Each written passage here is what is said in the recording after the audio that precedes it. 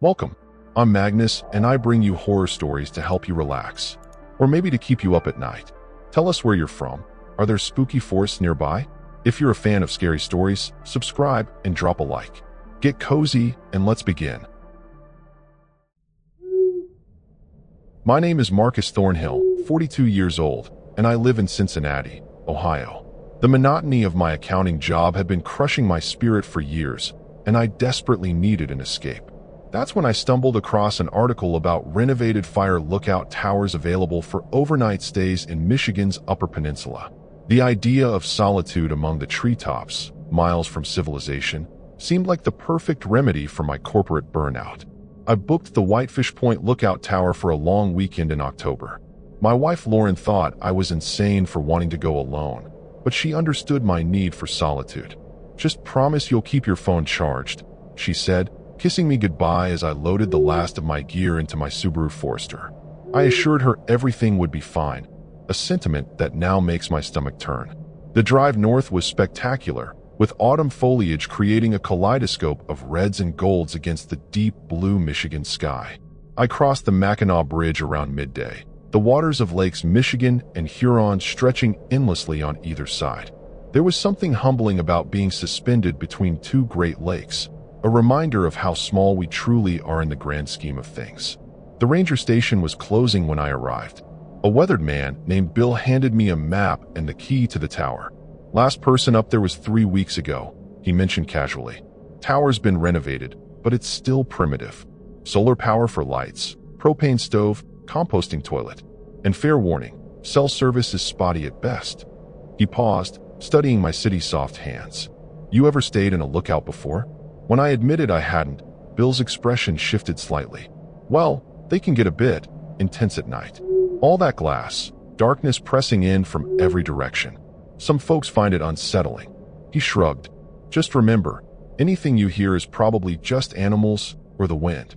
Nature's loud when there's nothing else around." With a final nod, he pointed me toward a narrow forest road.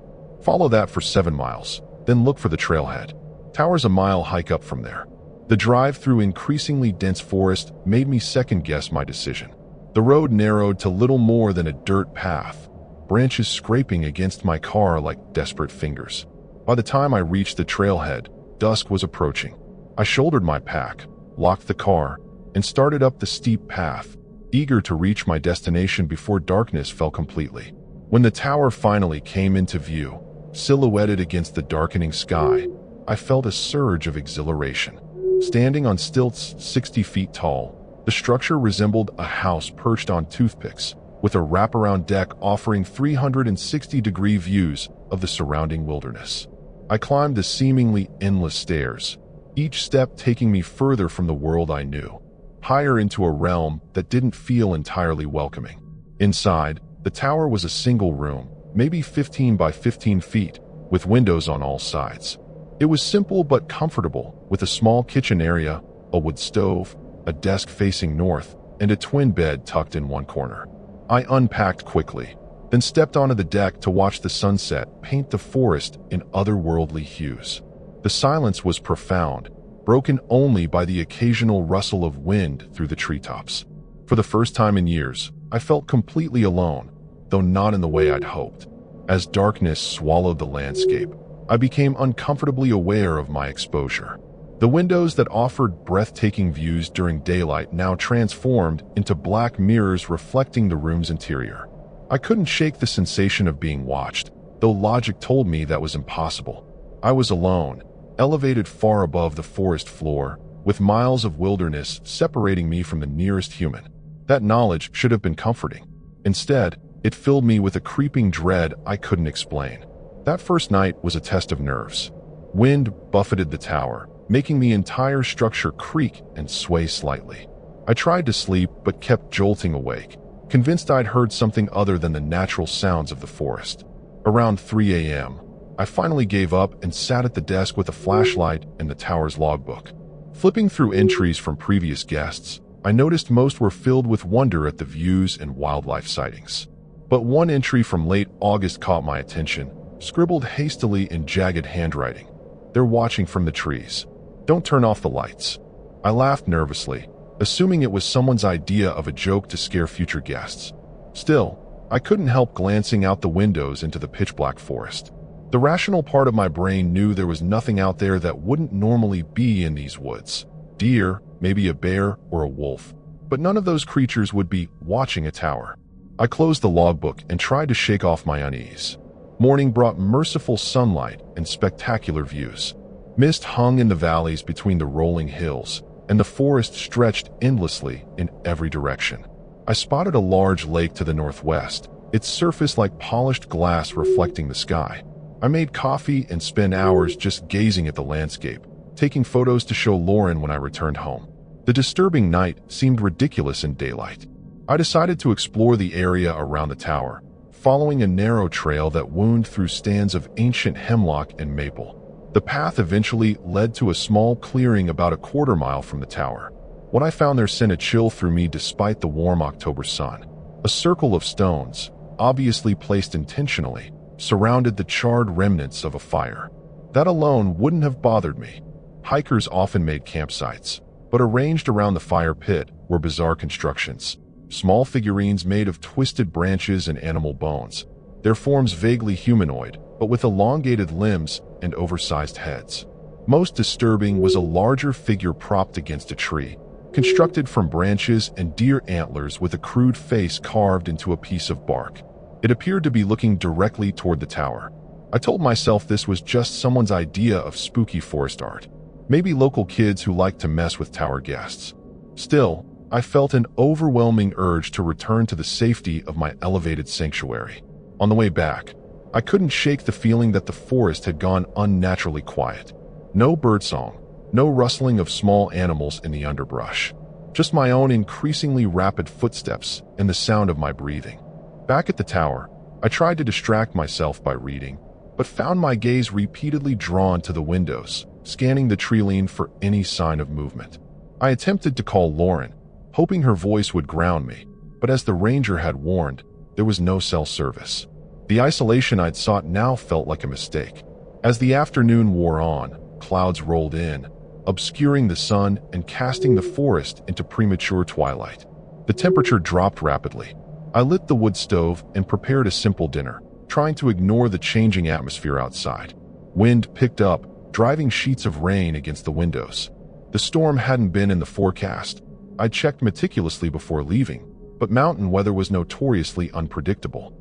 Lightning flashed, briefly illuminating the forest, and in that split second of visibility, I could have sworn I saw something moving among the trees. Not an animal's natural movement, but something deliberate, vertical, like a person standing just at the edge of the clearing, watching the tower. Thunder cracked overhead, making me jump. This was getting ridiculous. I was letting that stupid logbook entry and those weird forest sculptures get to me. I closed all the curtains, thin fabric that did little to block the view, but at least gave the illusion of privacy, and focused on building up the fire in the stove. The wind continued to howl, and the rain became a torrential downpour. I checked my watch. Only 8 p.m. The long night stretched ahead, and I wondered if I should just pack up in the morning and head home early. A massive thunderclap jerked me from sleep. I must have dozed off in the chair by the stove. The tower was dark except for the dim glow of dying embers. How long had I been asleep? My watch read 1:37 a.m. The storm continued to rage, but something else had woken me, something beyond the thunder. A sound I couldn't immediately identify. Then I heard it again, 3 distinct taps on one of the windows. My heart nearly stopped. I sat frozen, straining to listen. It could have been a branch, I told myself, though I knew there were no trees tall enough to reach the tower. The wind perhaps, driving something against the glass. The tapping came again, this time from a different window, the one facing the forest where I'd found those disturbing sculptures. "Hello," I called out, immediately regretting breaking the silence. No one answered, but the tapping stopped. I fumbled for my flashlight, hands shaking so badly I dropped it twice before managing to turn it on. The beam seemed pathetically inadequate against the vast darkness outside. Summoning my courage, I approached the window where I'd last heard the tapping. I pulled back the curtain, expecting to see nothing but rain-streaked glass and darkness beyond. What I saw instead stopped my breath. A handprint on the outside of the window, outlined in mud or something darker. It was too large to be human, the fingers unnaturally long and thin. I stumbled backward, the flashlight clattering to the floor. This couldn't be happening. No one could reach these windows without a ladder. The drop was 60 feet to the ground. A sudden wind gust hit the tower with such force that the entire structure swayed. The lights flickered on for a brief moment, the solar batteries activating in response to motion, and in that instant, I saw them. Figures moving among the trees below, their forms indistinct but unmistakably upright. Too tall for humans, too deliberate in movement for animals. The lights died again, plunging me back into darkness. I scrambled for my phone, desperate to call for help despite knowing there was no service. The screen illuminated, showing 0 bars, but also something else. The time was 3:33 a.m. I'd been staring at those figures for nearly 2 hours, though it had felt like seconds. How was that possible? I was losing track of time, losing my grip on reality. The rational part of my brain argued I was experiencing some kind of hallucination, maybe from carbon monoxide from the wood stove or a panic attack triggered by isolation. The tower lights flickered on again, stable this time. I quickly checked every window, finding more handprints on 3 of them.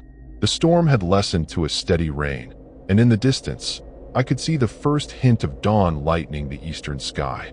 I'd just need to make it through another hour or 2, then I could pack up and get out of here.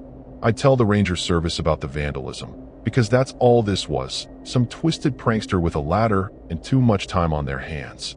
A new sound froze me in place, the unmistakable creak of weight on the stairs leading up to the tower. Slow, deliberate steps, pausing between each one as if whatever was climbing was in no hurry.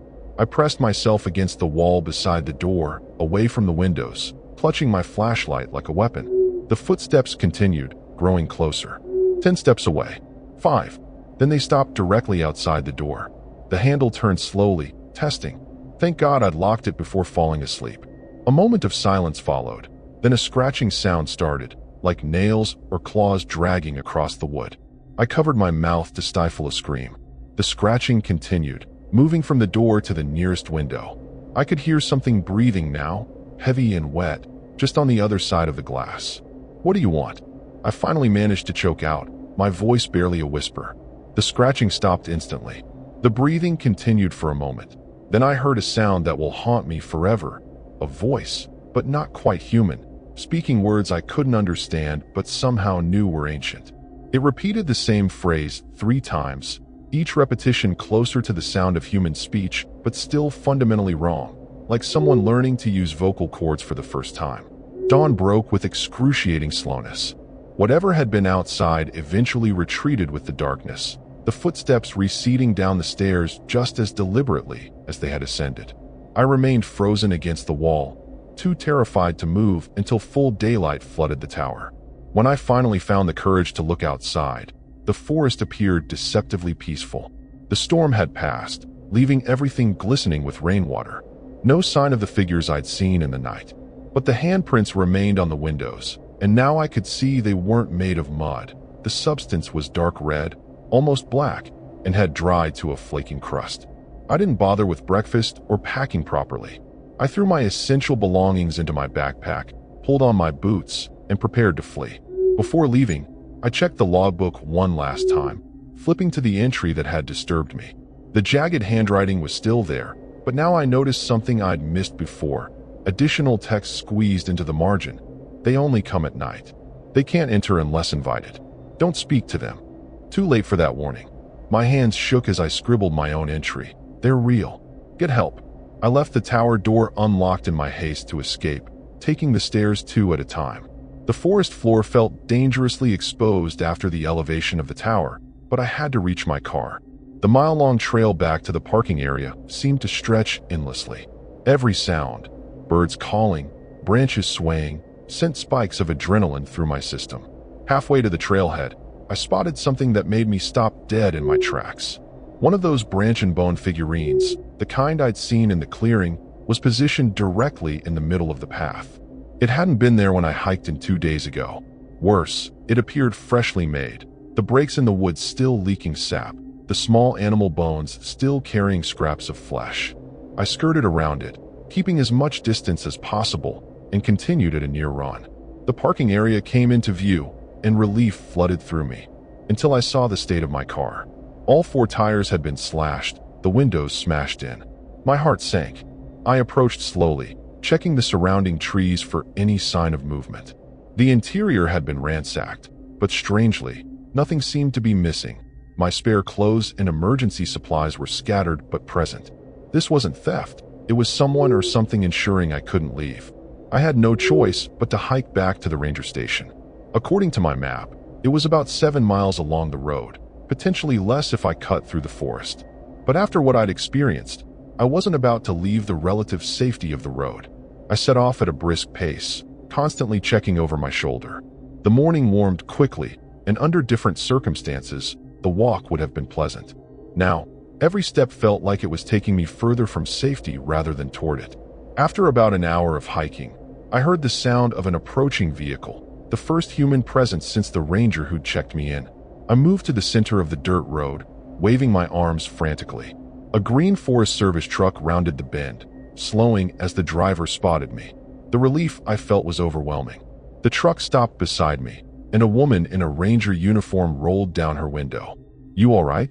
she asked, concern evident in her expression. "You're coming from the Whitefish Tower, right?" "Marcus Thornhill." I nodded, surprised she knew my name.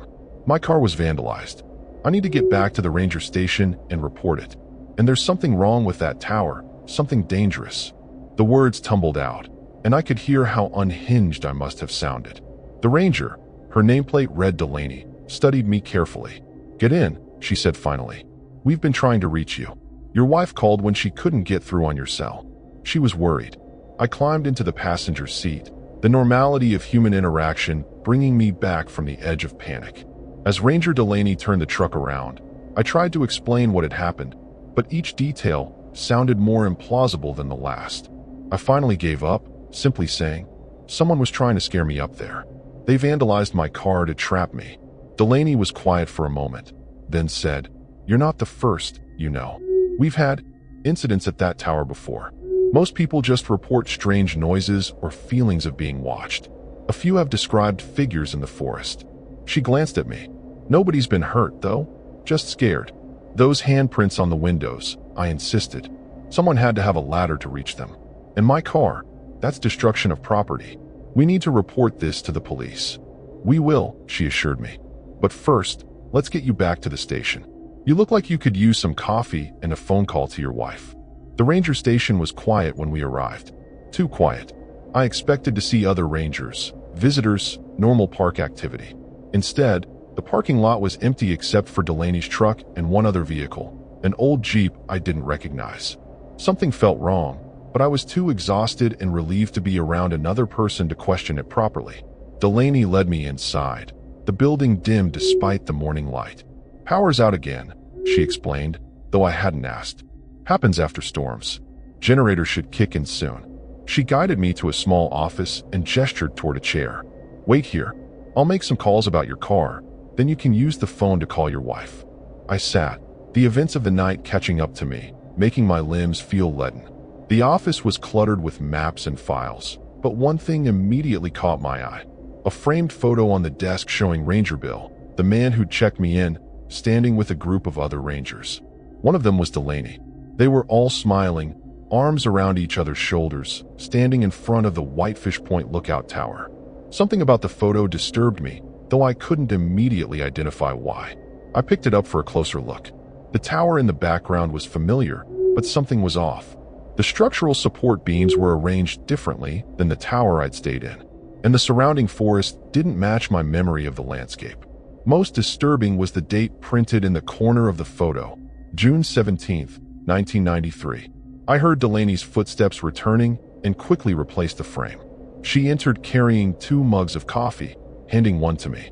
"Sugar's on the desk if you want it," she said, settling into the chair across from me. "I've radioed about your car. They'll send someone to take a look, but it might be tomorrow before they can get a tow truck up there." I nodded, taking a sip of the coffee.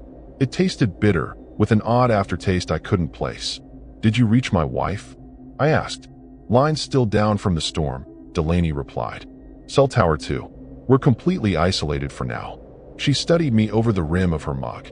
"So tell me again about what you saw at the tower." Something in her tone had changed, a subtle shift from concerned professional to something more probing. I hesitated, suddenly reluctant to share details. Just vandals, I think. Someone playing sick jokes. Delaney's expression hardened almost imperceptibly. That's not what you said in the truck. You said something dangerous was at the tower. She leaned forward. What exactly did you see, Marcus? My mouth had gone dry despite the coffee. I told you. Handprints on the windows, someone on the stairs. My car was vandalized.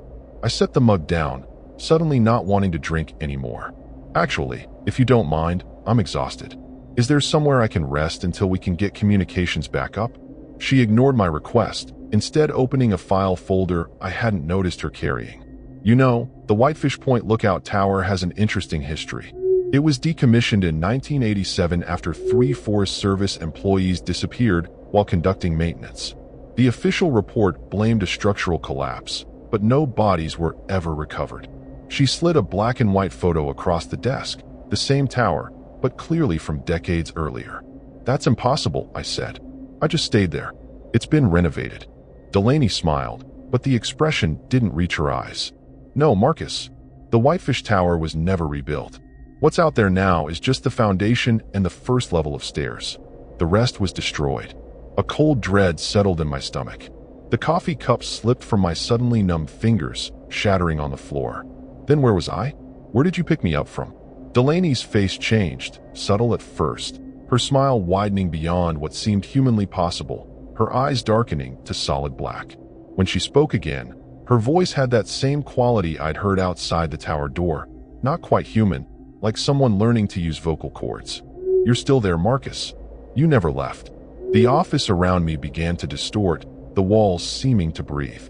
The spilled coffee on the floor moved like something alive, forming patterns that hurt my eyes to look at. I tried to stand, but my limbs felt impossibly heavy. The bitter taste in my mouth intensified, and I realized too late, the coffee had been drugged. What we find most interesting, Delaney continued, her form shifting subtly as she spoke, is how easily you humans fabricate rational explanations for the irrational. How desperately you cling to the familiar even when faced with the impossible. She moved around the desk toward me, her movements too fluid, joints bending in ways they shouldn't. Your kind has been visiting our towers for centuries. Different forms, different purposes, but always the same outcome. I tried to scream, but my voice wouldn't work. The room around me was dissolving, revealing the truth behind the illusion. I was still in the lookout tower, had never left it. The morning escape, the ranger, the station, all hallucinations. Outside the windows, the sun was setting. I'd lost an entire day to their manipulations. Through the glass, I could see them clearly now, dozens of them, gathering around the base of the tower. Tall, emaciated figures with limbs too long and joints too numerous, their skin like bark, their faces vaguely human but wrong in ways I couldn't articulate. They were looking up at me, waiting, and now I understood. The tower wasn't a refuge.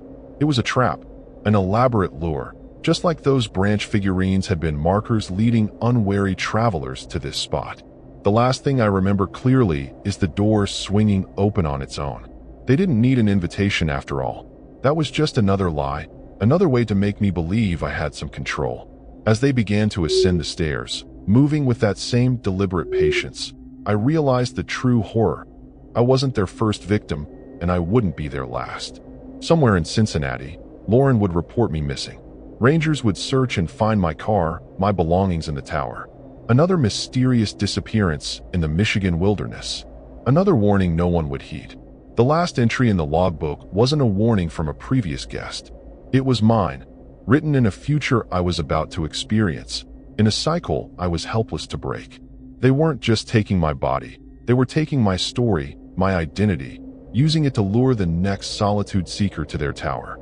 And as they surrounded me, their ancient voices chanting in unison, I understood why they'd chosen me, not for my flesh, but for my fear.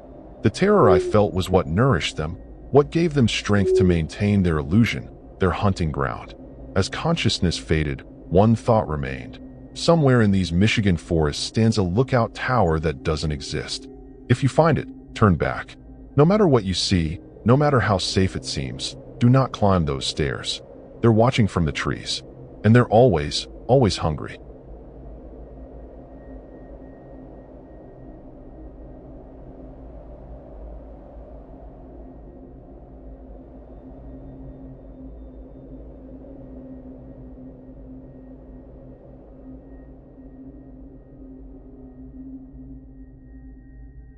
My name is Vanessa Reeves, 35 years old, and I call Portland, Oregon home.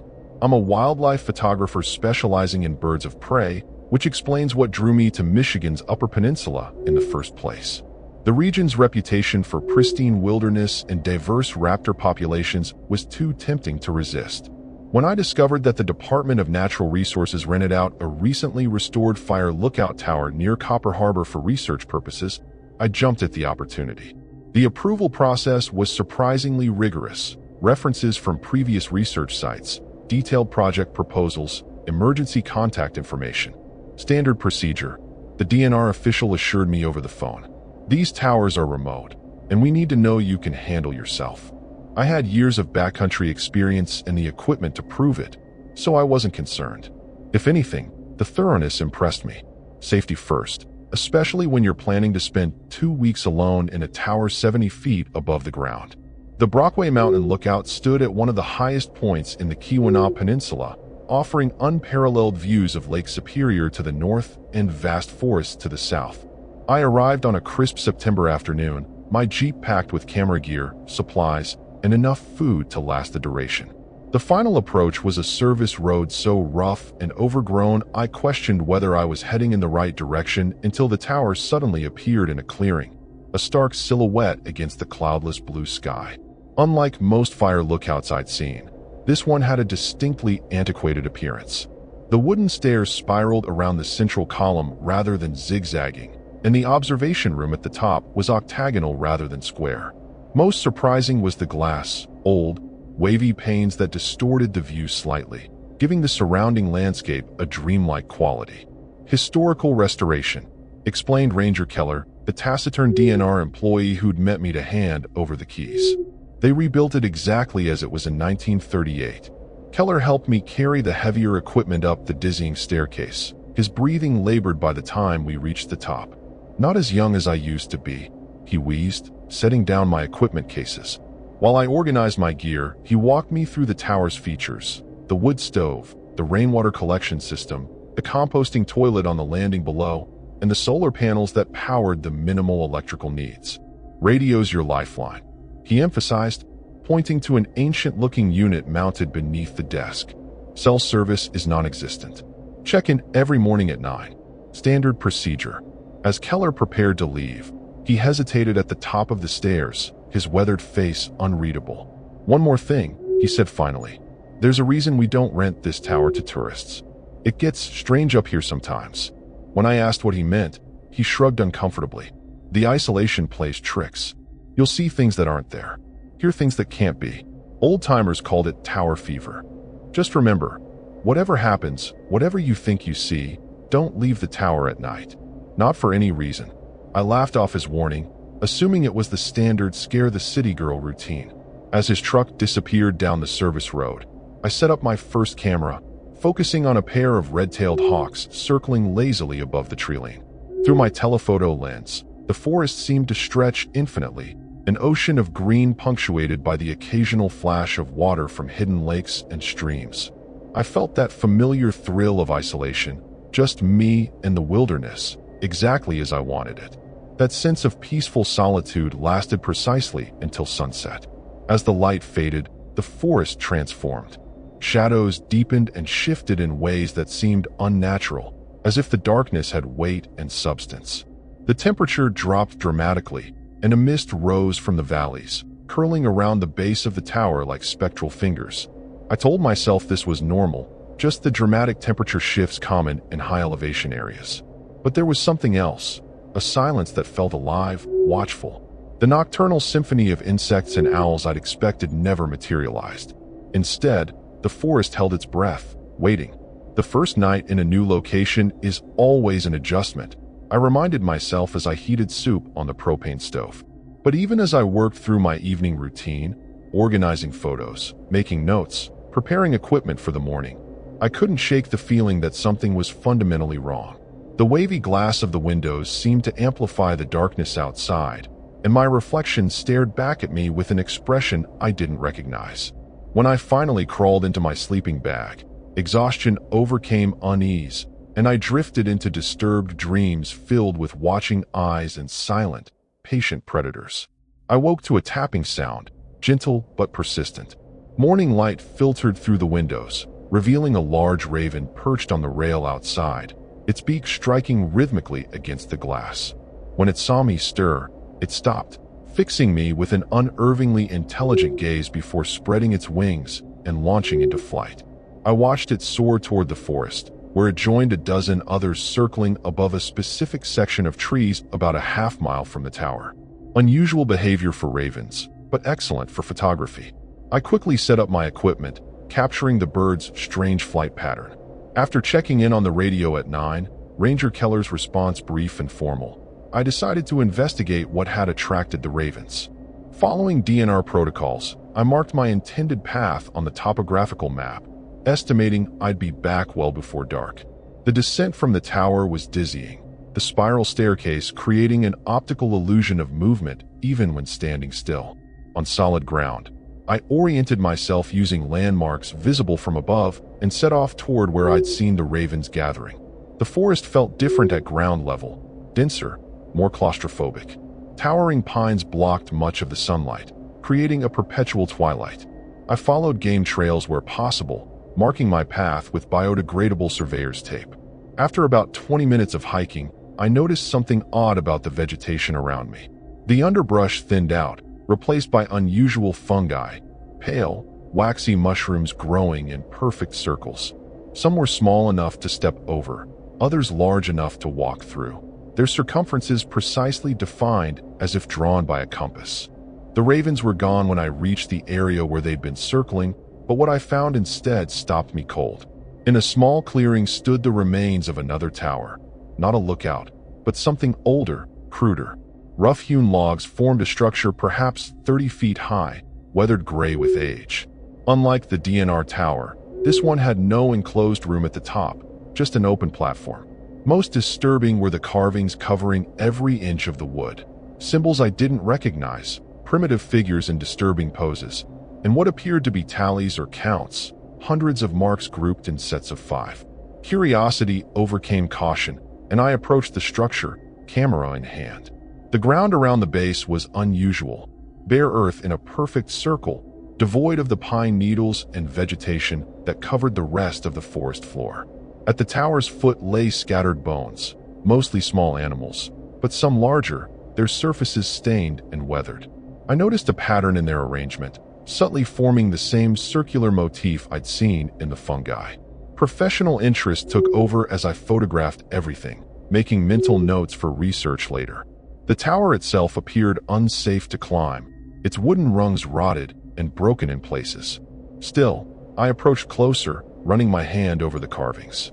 The wood felt unnaturally warm, almost feverish, despite the cool air. As my fingers traced one particularly intricate symbol, something like a stylized eye surrounded by radiating lines, a sharp pain shot through my hand. I jerked away to find a thin cut across my palm, bleeding freely. There were no obvious splinters or nails that could have caused it. The wood where I'd touched now glistened wetly, as if absorbing my blood. Unsettled, I wrapped my hand with a bandana from my pack and continued documenting the site.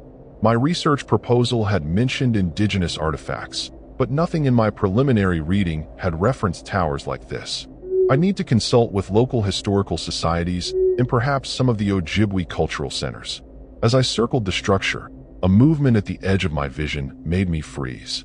Something had shifted in the trees, something large.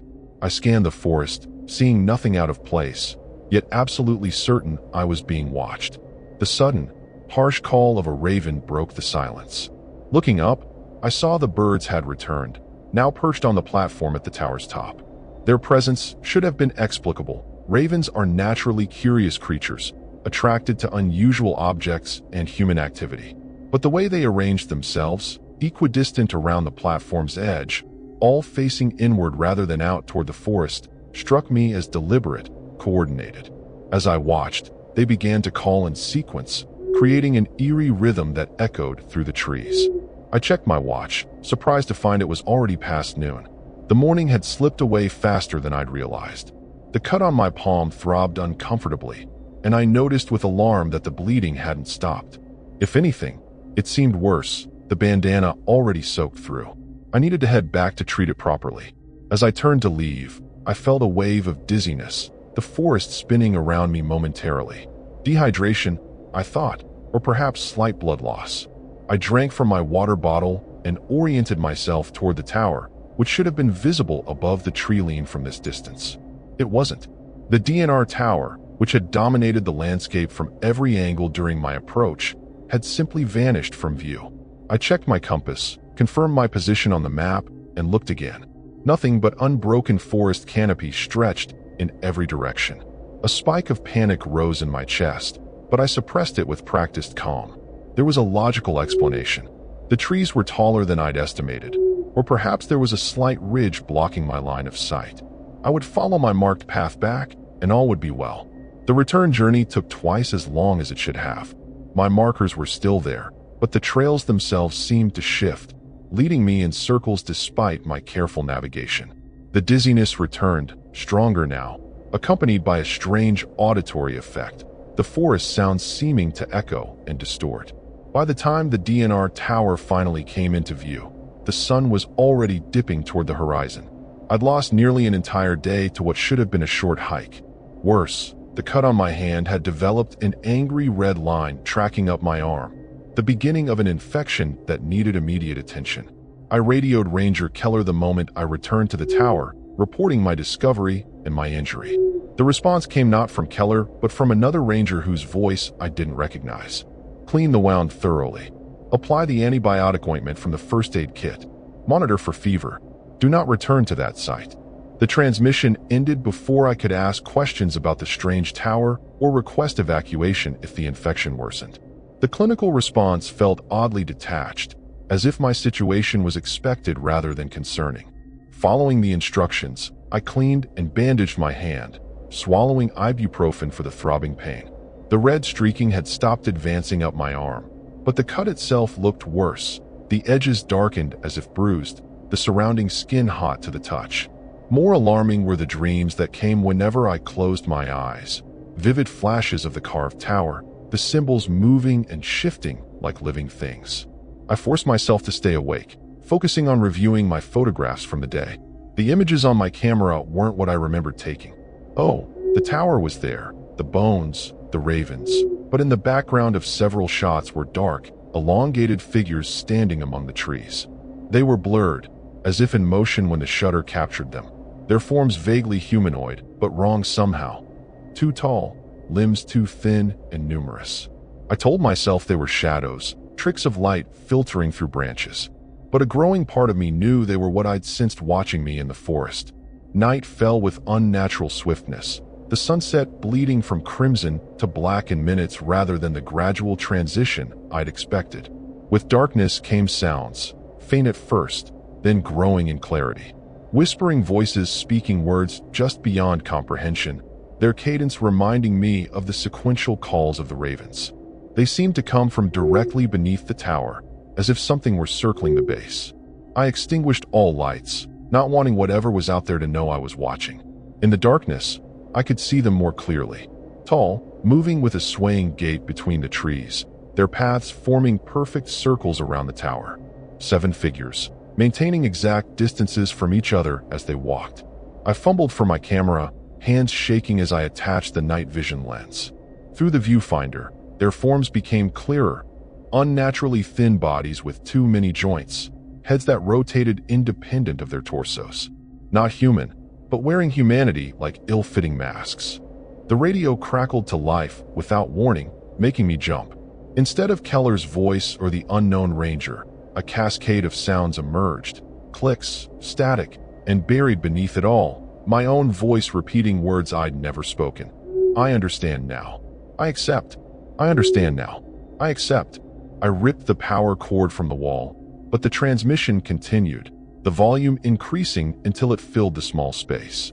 Then, as suddenly as it had begun, it stopped, leaving a silence so complete it felt physical. My hand was on fire now, the pain radiating up my arm to my shoulder. When I removed the bandage to check the wound, what I found defied explanation. The cut had widened, the edges curling back like lips, revealing not blood and tissue but a darkness that seemed to absorb light. More disturbing were the tiny symbols appearing on my skin around the wound. Exact duplicates of the carvings I'd seen on the tower, emerging as if pushed outward from beneath my flesh. Through the warped glass of the windows, the forest appeared to breathe, expanding and contracting in rhythm with my increasingly labored breathing. The figures had stopped their circling, now standing motionless at 7 equidistant points around the tower. Looking down at them from above, I realized they formed the same pattern as the ravens had on the platform of the carved tower. A perfect circle, a boundary, or a summoning. The infection, if that's what it was, spread visibly now, the symbols multiplying across my skin, crawling up my arm toward my heart. Each new marking brought flashes of understanding, fragments of knowledge not meant for human minds. I saw the history of this place, the purpose of the towers, the old one to call, the new one to contain, the ravens as messengers, the circles as doorways, the blood as keys. My role as both witness and sacrifice in a cycle ancient beyond comprehension. Ranger Keller's warning echoed in my mind. Don't leave the tower at night. Not for any reason, but as the symbols reached my chest, bringing with them fever and terrible clarity, I understood the warning wasn't meant to protect me. The tower wasn't a refuge. It was a vessel, carefully positioned at the nexus of boundaries between worlds. And I had been brought here not to observe, but to serve as conduit for something waiting to cross over. The compulsion to descend the stairs grew overwhelming as midnight approached. My body no longer felt like my own, my movements jerky and uncoordinated, as if I were a marionette controlled by unpracticed hands. I fought against it, binding myself to the desk with equipment straps, but the restraints loosened themselves when my attention wavered. The symbols had covered most of my upper body now, pulsing with a sickly luminescence that cast strange shadows across the tower room. Through fevered delirium, I managed to reach my satellite phone, an expensive backup I'd brought despite being told it wouldn't work in this region. To my shock, it powered on, showing a single bar of service. I dialed 911 with trembling fingers, whispering desperately when the operator answered. Something's happening to me. Brockway Mountain Lookout Tower. Please send help. The connection crackled, the operator's voice distorting into sounds like the ones from the radio. Clicks and static forming a pattern that my altered brain now recognized as language. We know where you are, Vanessa Reeves. The voice replied, no longer pretending to be human. The Rangers have served us well, bringing suitable vessels to the boundary.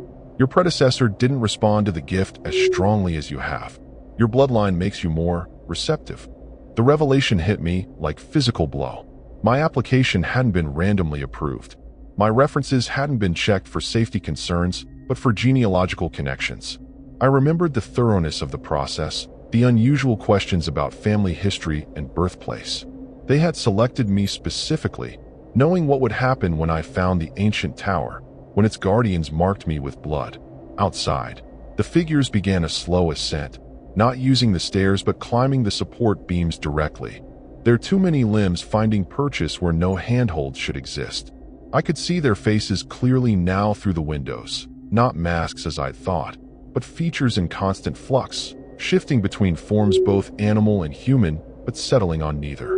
Only their eyes remained constant, depthless black, reflecting nothing.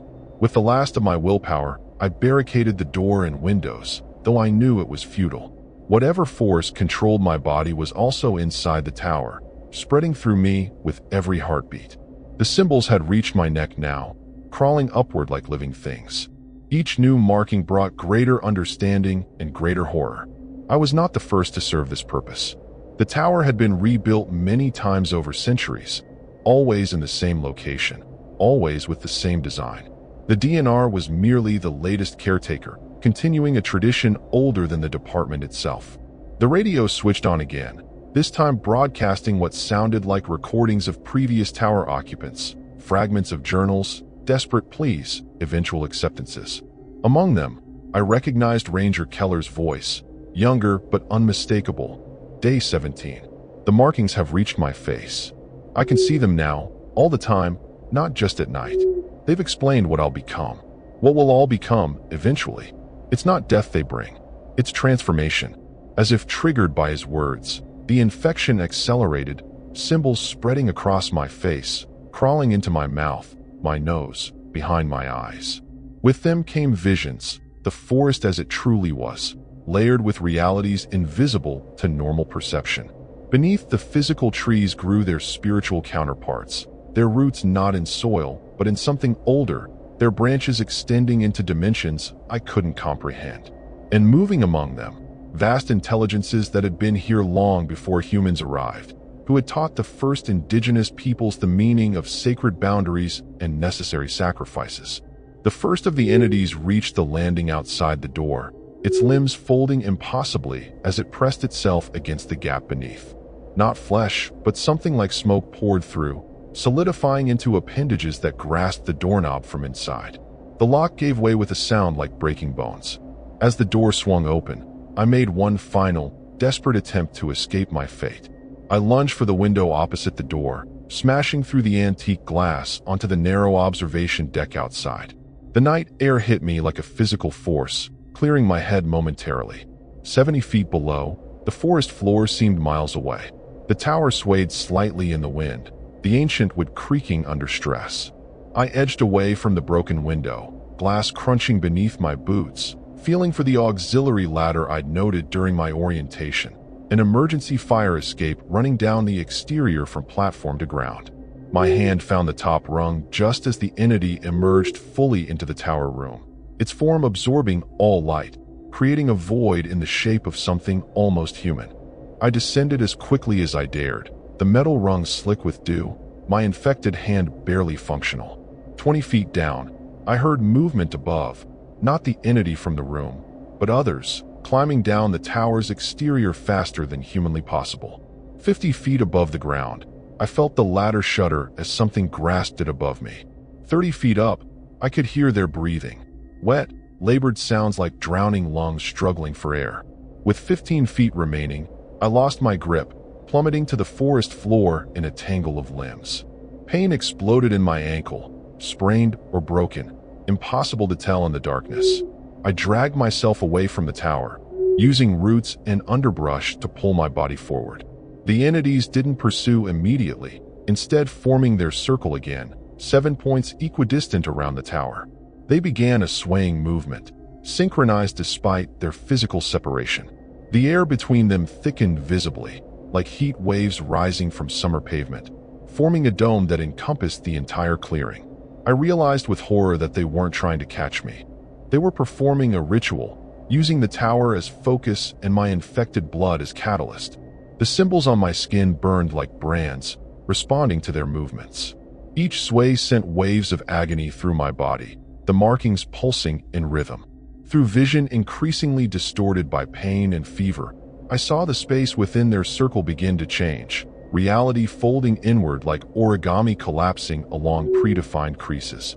With the last of my strength, I crawled beyond the boundary of cleared land, into the underbrush at the forest's edge. The moment I crossed from bare earth to leaf litter, the pain subsided fractionally. The symbols stopped their expansion, though those already manifested continued to burn. I understood suddenly why Ranger Keller had warned against leaving the tower at night. Not because danger waited in the forest, but because escaping the ritual before completion would leave me in this limbo, trapped between transformation and humanity. A sound like tearing fabric split the night, the barrier between worlds thinning to transparency at the ritual's peak. Through it, I glimpsed what waited on the other side, a landscape both familiar and utterly alien, where the spiritual trees I'd glimpsed in my visions grew in impossible configurations, their branches weaving together to form structures that hurt my mind to perceive. And moving among them, coming toward the opening, were the original forms of the entities circling the tower, their true bodies so vast and geometrically wrong that my brain could only process fragments. Dawn found me miles from the tower, having crawled and limped through the night, driven by instinct more than conscious thought. The symbols had stopped spreading but remained, now permanent features of my skin like esoteric tattoos. The pain had subsided to a dull throb, pulsing in time with distant rhythms I couldn't identify, but somehow recognized. Most terrifying was the knowledge that had taken root in my mind. Understanding of what the ritual had been attempting and what my escape had interrupted. I followed a small stream downhill, hoping it would lead to civilization or at least a road. My ankle screamed with every step, but the alternative, remaining in these woods as night fell again, was unthinkable. The forest felt different in daylight, almost normal, though now I could perceive subtle patterns previously invisible. The way certain trees grew in perfect circles, how animal paths converged at specific points, the unnatural symmetry of seemingly random natural features. After hours of painful progress, I emerged onto a dirt road, not the service road I'd arrived on, but something older, less maintained. I followed it southward, away from the direction of the tower, forcing myself to keep moving despite exhaustion and dehydration. When I finally heard the sound of an approaching vehicle, I nearly collapsed with relief. I waved frantically as an old pickup truck rounded the bend, its driver slowing at the sight of me, a wild-eyed woman covered in mud and strange markings. The driver was an elderly man, his face weathered from decades outdoors. He didn't ask questions, just helped me into the passenger seat and handed me a bottle of water. "From the tower, ain't you?" he said finally, putting the truck in gear. It wasn't really a question. When I nodded, he sighed heavily. Figured they'd start using it again sooner or later. Been about 20 years since the last one. I stared at him, trying to process his words. "You know about the tower? About what happens there?" He kept his eyes on the road, hands tight on the steering wheel. "Everyone who's lived in these parts long enough knows to stay away from Brockway Mountain. Department of Natural Resources," he scoffed. "That's what they call themselves now. Used to be the Conservation Commission, before that the Forestry Service. Different names, same purpose. Keeping folks away from what they're protecting up there." As we drove, he explained what decades of local observation had revealed. The tower had been rebuilt every 40 years or so, always after what outsiders called incidents, disappearances, strange phenomena, periods when the wildlife behaved unnaturally. Locals knew to ignore the job postings, the research opportunities, the hiking trails that periodically opened in that area. They were never intended for residents. Only for outsiders who wouldn't be missed immediately, whose disappearances would be attributed to wilderness accidents. "Where are you taking me?" I finally thought to ask, realizing we weren't heading toward any town I recognized from my maps. "Hospital and Lance," he replied. "About an hour away. Not the closest, but the safest for you now. The closer facilities, they're staffed by them, the ones who watch the tower. You'd never leave." I struggled to organize my thoughts, separating the knowledge that had been forced into my mind from what this man was telling me. The Rangers, they're part of it? They choose people to what? Sacrifice. The old man glanced at my exposed arms, at the symbols clearly visible beneath the grime. Not sacrifice. Conversion. They need people with certain bloodlines to maintain their presence here. The strongest ones become like them, the rest. He shrugged. The rest feed the forest.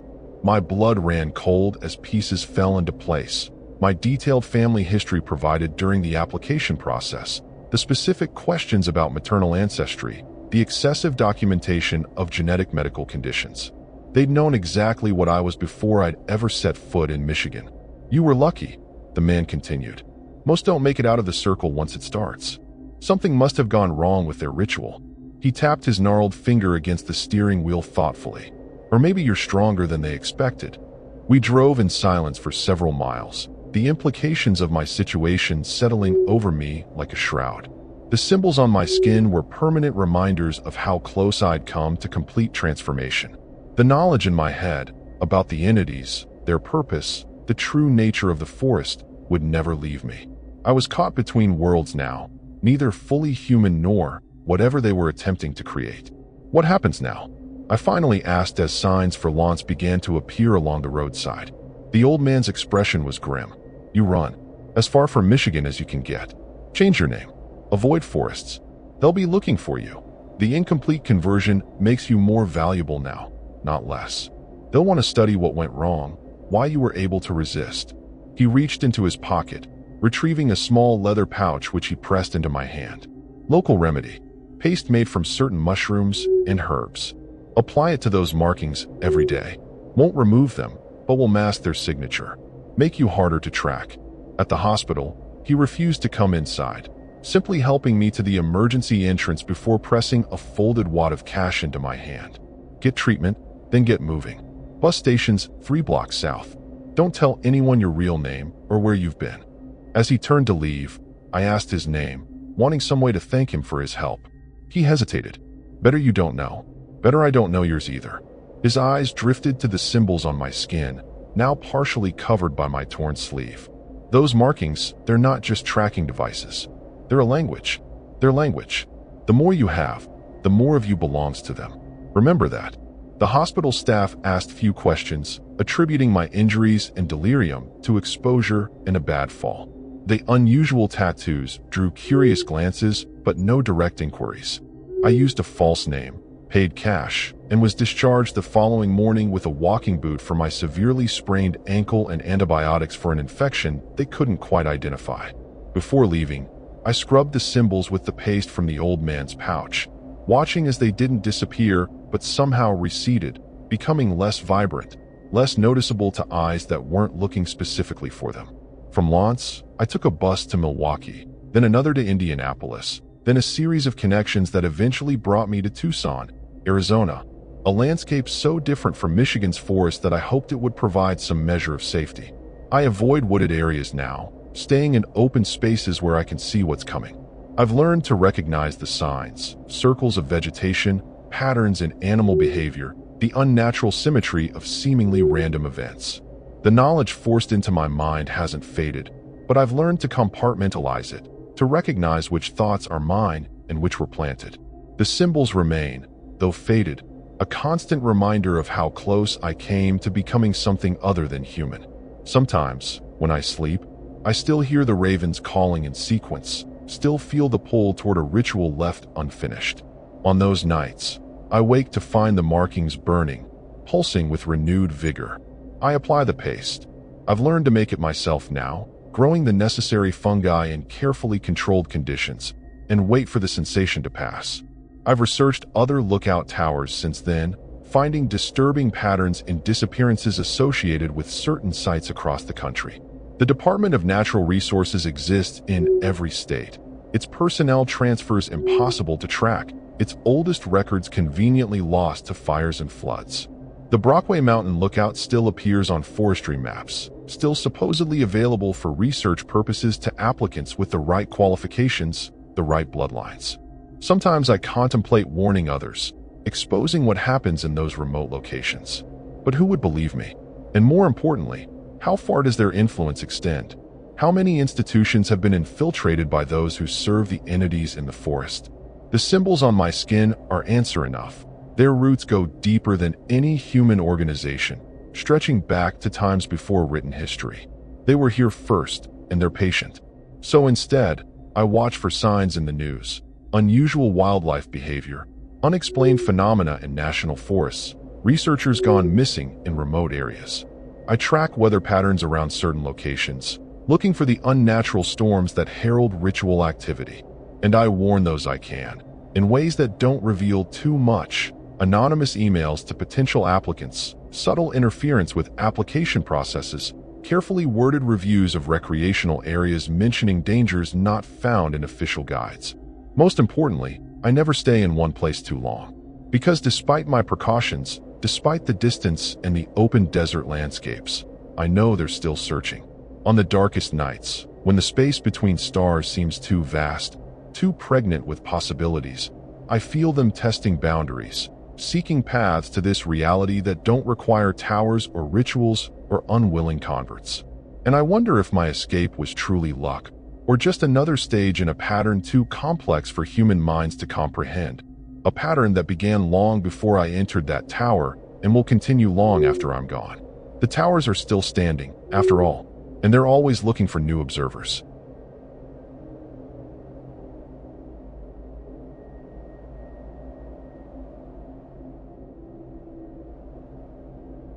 The engine of my old Jeep Cherokee hums as I pull off the highway, the dirt road crunching under my tires. My name's Elias Whitaker, I'm 32 years old, and I hail from Chicago, Illinois. I've been craving a break from the city's noise, so I booked a week at a fire lookout tower in Michigan's Upper Peninsula, deep in the Hiawatha National Forest. It's just me and my buddy, Nora Calloway, a 29-year-old photographer from Lansing with a knack for finding beauty in the wild. She's riding shotgun, her camera already out, snapping shots of the towering pines. We've been friends since college, and she's the kind who'll laugh off a bear sighting but freak out over a spider. I'm stoked for this. Solitude, stars, and a chance to unplug. The tower's a relic, perched on a hill overlooking endless forest, no neighbors for miles. Sounds perfect, right? Nora's flipping through her camera roll, muttering about light filters, while I focus on the winding road. The GPS signal's spotty, but we're close, maybe 10 minutes from the tower. I've got a cooler packed with burgers, beer, and enough snacks to survive a zombie apocalypse. Nora insisted on bringing her fancy coffee maker, which I teased her about mercilessly. "You're gonna haul that thing up 100 steps?" I asked. She just grinned and said, "Priorities, Elias." The air's crisp, carrying that earthy pine scent I love. I crack the window, letting it fill the Jeep. This trip's been on my mind for months. Work's been brutal, and I need this reset. Nora's here for her photography project, chasing shots of the northern lights. The road narrows, and the trees close in, their branches scraping the Jeep's roof. It's late afternoon, and the sun's dipping low, casting long shadows across the path. I'm already imagining the view from the tower, 360 degrees of forest, maybe a glimpse of Lake Superior if we're lucky. Nora's telling me about her last camping trip, where she swore she saw a wolf. I roll my eyes. "You probably saw a big dog," I say, and she punches my arm. We're laughing when I spot the tower ahead, a rickety silhouette against the sky. It's taller than I expected, all weathered wood and rusted metal, like something out of an old horror flick. I shrug off the thought. It's just a tower, not a haunted house. We park at the base, and I kill the engine. The silence hits hard. No city hum, just the rustle of leaves and a distant bird call. Nora's already out, slinging her backpack over her shoulder. I grab my gear, feeling the weight of the cooler drag at my arm. The tower looms above us, its ladder stretching up into the fading light. "This is gonna be epic," Nora says, her eyes sparkling. I nod, but something about the place feels off. Maybe it's the isolation, or the way the wind seems to whisper through the pines. I shake it off and start climbing the steps, Nora right behind me. The metal creaks under our weight, but it holds. At the top, the cabin's small but cozy, 2 cots, a table, a stove. Home for the week. The view's unreal. Miles of green stretch out, unbroken except for a glimmer of water far off. Nora's already setting up her tripod, muttering about shutter speeds. I unpack, cracking a beer and offering her one. She waves it off, too focused on her camera. "You're missing the vibe," I say, leaning against the railing. The air's cooler up here, and the quiet's almost too much. I'm used to Chicago's chaos, sirens, traffic, people. This feels like another planet. Nora finally joins me, and we watch the sunset paint the sky orange and pink. It's perfect, but there's this nagging itch in my gut, like I'm being watched. Probably just the height messing with me. We cook burgers on the little stove, and Nora tells me about her latest gig, a gallery showing her photos in Detroit. She's nervous but excited, and I'm proud of her. She's always been the artsy one, while I'm just a desk jockey who likes hiking. We swap stories about college, laughing over dumb pranks we pulled. The tower's walls are thin, and every gust of wind rattles the windows. I notice Nora glance at the door a few times, like she's expecting someone to knock. "You good?" I ask. She nods, but her smile's tight. I don't push it. We're both tired from the drive, and the altitude's probably getting to us. I set up my cot, ready for a solid night's sleep. The stars are out now, a million pinpricks in the black sky. Nora's still fiddling with her camera, trying to catch the Milky Way. I'm half asleep when she gasps, pointing at a faint green shimmer on the horizon. "Northern Lights," she whispers. I drag myself up to look, and sure enough, there's a faint glow. It's beautiful, but it makes the forest below feel even darker, like it's swallowing the light. I try to shake the unease, telling myself it's just the new setting. Nora's thrilled, snapping photos like a kid at Christmas. I head inside, leaving her to it. The tower creaks again, and I tell myself it's just old wood settling. I lie on my cot, staring at the ceiling. The wind's picking up, whistling through the gaps in the walls. Nora comes in, her face lit up from her Northern Lights shots. "This is why I came," she says, showing me a photo on her camera. It's stunning, green streaks over the forest. But something in the corner of the frame catches my eye. A shape, too vague to make out, but it doesn't look like a tree or a rock. I point it out, and Nora frowns, zooming in. "Probably just a glitch," she says, but her voice wavers. I don't push it. We're both exhausted, and I figure it's nothing. Still, as I drift off, that shape sticks in my mind, like a splinter I can't pull out. Morning comes, and the forest looks normal again, bathed in soft light. Nora's already up, brewing her fancy coffee. I tease her about it, and she flips me off, laughing. We've got a whole week here, and I'm determined to make it great. But as I sip my coffee, staring out at the endless trees, that uneasy feeling lingers. The tower feels like it's watching us, waiting. I tell myself I'm being paranoid. It's just a camping trip, right? Nothing to worry about. Nora's already planning a hike for later, and I'm game. We're here for adventure, not to stress over nothing.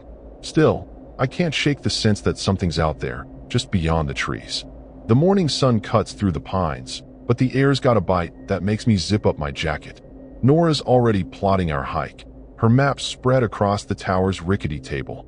She's circling a trail that loops around a lake about 2 miles out, swearing it'll be perfect for her photos. I'm game, but the Jeep's acting up when I check it. Won't turn over, just clicks like it's mocking me. I pop the hood, cursing under my breath. Battery's fine, but something's off with the alternator. I'm no mechanic, but I know we're stuck unless I figure it out. Nora leans over, snapping a pic of me covered in grease. "Real wilderness man, huh?" she teases. I roll my eyes, but the Jeep's timing feels like a bad omen. We decide to hike anyway. Fixing the car can wait. I grab my backpack, stuffing it with water, snacks, and a first aid kit, just in case. Nora's got her camera gear, plus a pocket knife she's weirdly proud of. "You gonna fight a bear with that?" I ask, smirking. She sticks out her tongue, and we head down the tower's ladder. The forest is quiet, too quiet. No birds, no rustling, just our boots crunching on pine needles. It's creepy, like the woods are holding their breath. I mention it to Nora, but she's too busy eyeing the light through the trees, muttering about golden hour. I let it go, figuring I'm just jumpy from the car trouble. The trail's overgrown, roots snaking across the path like they're trying to trip us. I'm sweating despite the chill, and Nora's slowing down, her camera weighing her down. We stop for water, and I notice her glancing back, like she's checking our tracks. "You okay?" I ask. She shrugs, says it's nothing, but her eyes linger on the trees. I don't push, but my gut's twisting again, that same uneasy itch from last night. The forest feels too still, like it's waiting for something. I try to shake it off, cracking a joke about Bigfoot to lighten the mood. Nora laughs, but it's forced, and I can tell she's on edge too. We reach the lake, and it's gorgeous, clear water reflecting the sky, framed by pines. Nora's in her element, snapping shots like a pro. I sit on a rock, munching a granola bar, trying to ignore the creeping dread. Then I see it. A pile of bones near the water's edge, small, maybe a rabbit's. Could be natural, but they're arranged too neatly, like someone placed them there. I point it out to Nora, and she frowns, stepping closer. "Weird," she mutters, taking a photo. I want to leave, but she's curious, poking around for more. I'm about to argue when I notice the air's gone heavy, like before a storm. No clouds, though just clear sky. We head back, the trail feeling longer than it should. Nora's quieter now, her camera hanging unused. I try to keep things light, talking about the burgers we'll grill later, but she's distracted, glancing into the trees. I'm about to call her out when I see it too.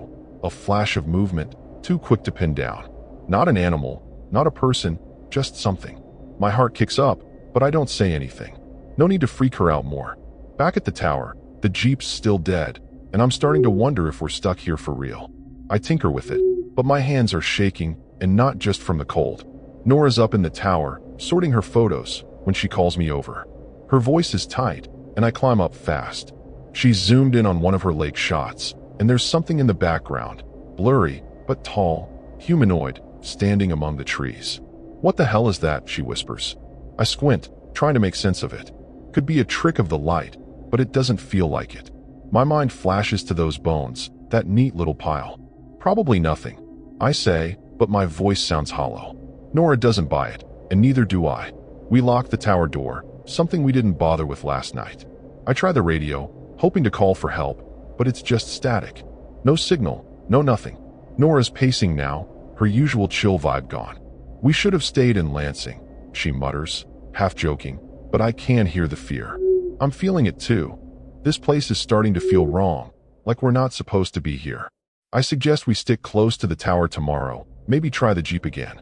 Nora nods, but she's clutching her pocket knife like it's a lifeline. The sun's setting, and the forest is swallowing the light again. I can't shake the feeling that whatever's out there is watching us, waiting. Dinner's quiet, just chili warmed on the stove. Nora barely eats, her eyes darting to the windows. I try to distract her with plans for tomorrow, maybe a shorter hike, stick to the clearing. But every creak of the tower makes us jump, and the wind's howling now, rattling the walls. I'm starting to regret this trip, but I don't say it out loud. Nora's already spooked, and I need to keep it together. Still, as we settle in for the night, I keep my flashlight close, and I notice Nora's got her knife under her pillow. Neither of us says it, but we're both thinking the same thing. Something's not right. I lie awake, staring at the ceiling, the tower groaning under the wind. Nora's breathing is uneven, like she's not really asleep either. Then I hear it, not a sound, but a feeling like the air's shifted. I sit up, heart pounding, and glance at the window. Nothing but darkness outside, but I swear something moved, just beyond the glass. I tell myself it's my imagination, but my hands are clammy, and my pulse won't slow. Nora stirs, her eyes meeting mine in the dim light. She doesn't ask what's wrong, she doesn't need to. We both feel it, that disturbing sense that we're not alone up here. I wake to a thud, sharp and heavy, like something hit the tower. My eyes snap open, heart already racing. Nora's sitting up on her cot, her knife in hand, staring at the door. The air's thick, the kind of stillness that screams trouble. I grab my flashlight, flicking it on, and sweep the beam across the cabin. Nothing's out of place, but the hairs on my neck are standing. You heard that, right? I whisper. Nora nods, her face pale in the dim light. We don't move, just listen. The wind's gone quiet, and that's worse. Silence in a forest this big feels unnatural, like it's hiding something. I creep to the window, peering out. The darkness is absolute, swallowing the trees, but I swear I see a shape shift below, near the Jeep. I motion for Nora to stay put and ease the door open, flashlight in one hand, a wrench from my toolbox in the other. The ladder creaks as I descend, each step feeling like a gamble. The air's cold, biting my face, and the clearing around the tower feels too exposed. I shine the light on the Jeep, and my stomach drops. The hood's up, wires dangling like someone ripped them out. This isn't a random breakdown. Someone, or something, did this. My mind races to that blurry figure in Nora's photo, the bones by the lake. I spin around, scanning the trees, but there's nothing. Just that oppressive quiet, like the forest is holding its breath. Back in the tower, I tell Nora about the Jeep. Her eyes widen, and she grips her knife tighter. We need to leave, she says, voice shaky but firm. I agree, but without the car, we're screwed. Miles from civilization, no cell signal, no radio. I try to think logically, like I would back in Chicago when a project went sideways. We could hike out, but it's pitch black, and whatever's out there knows this forest better than we do. Nora's pacing, muttering about how she should have listened to her gut. I feel the same, but I don't say it. Instead, I suggest we barricade the door and wait for daylight. It's a plan, but it feels flimsy. We drag the table against the door, piling our bags on top for extra weight. Nora's shaking, and I'm not much better, but I try to keep it light. If it's Bigfoot, at least you'll get a viral photo, I say. She snorts, but her eyes are scared, and I hate seeing her like this.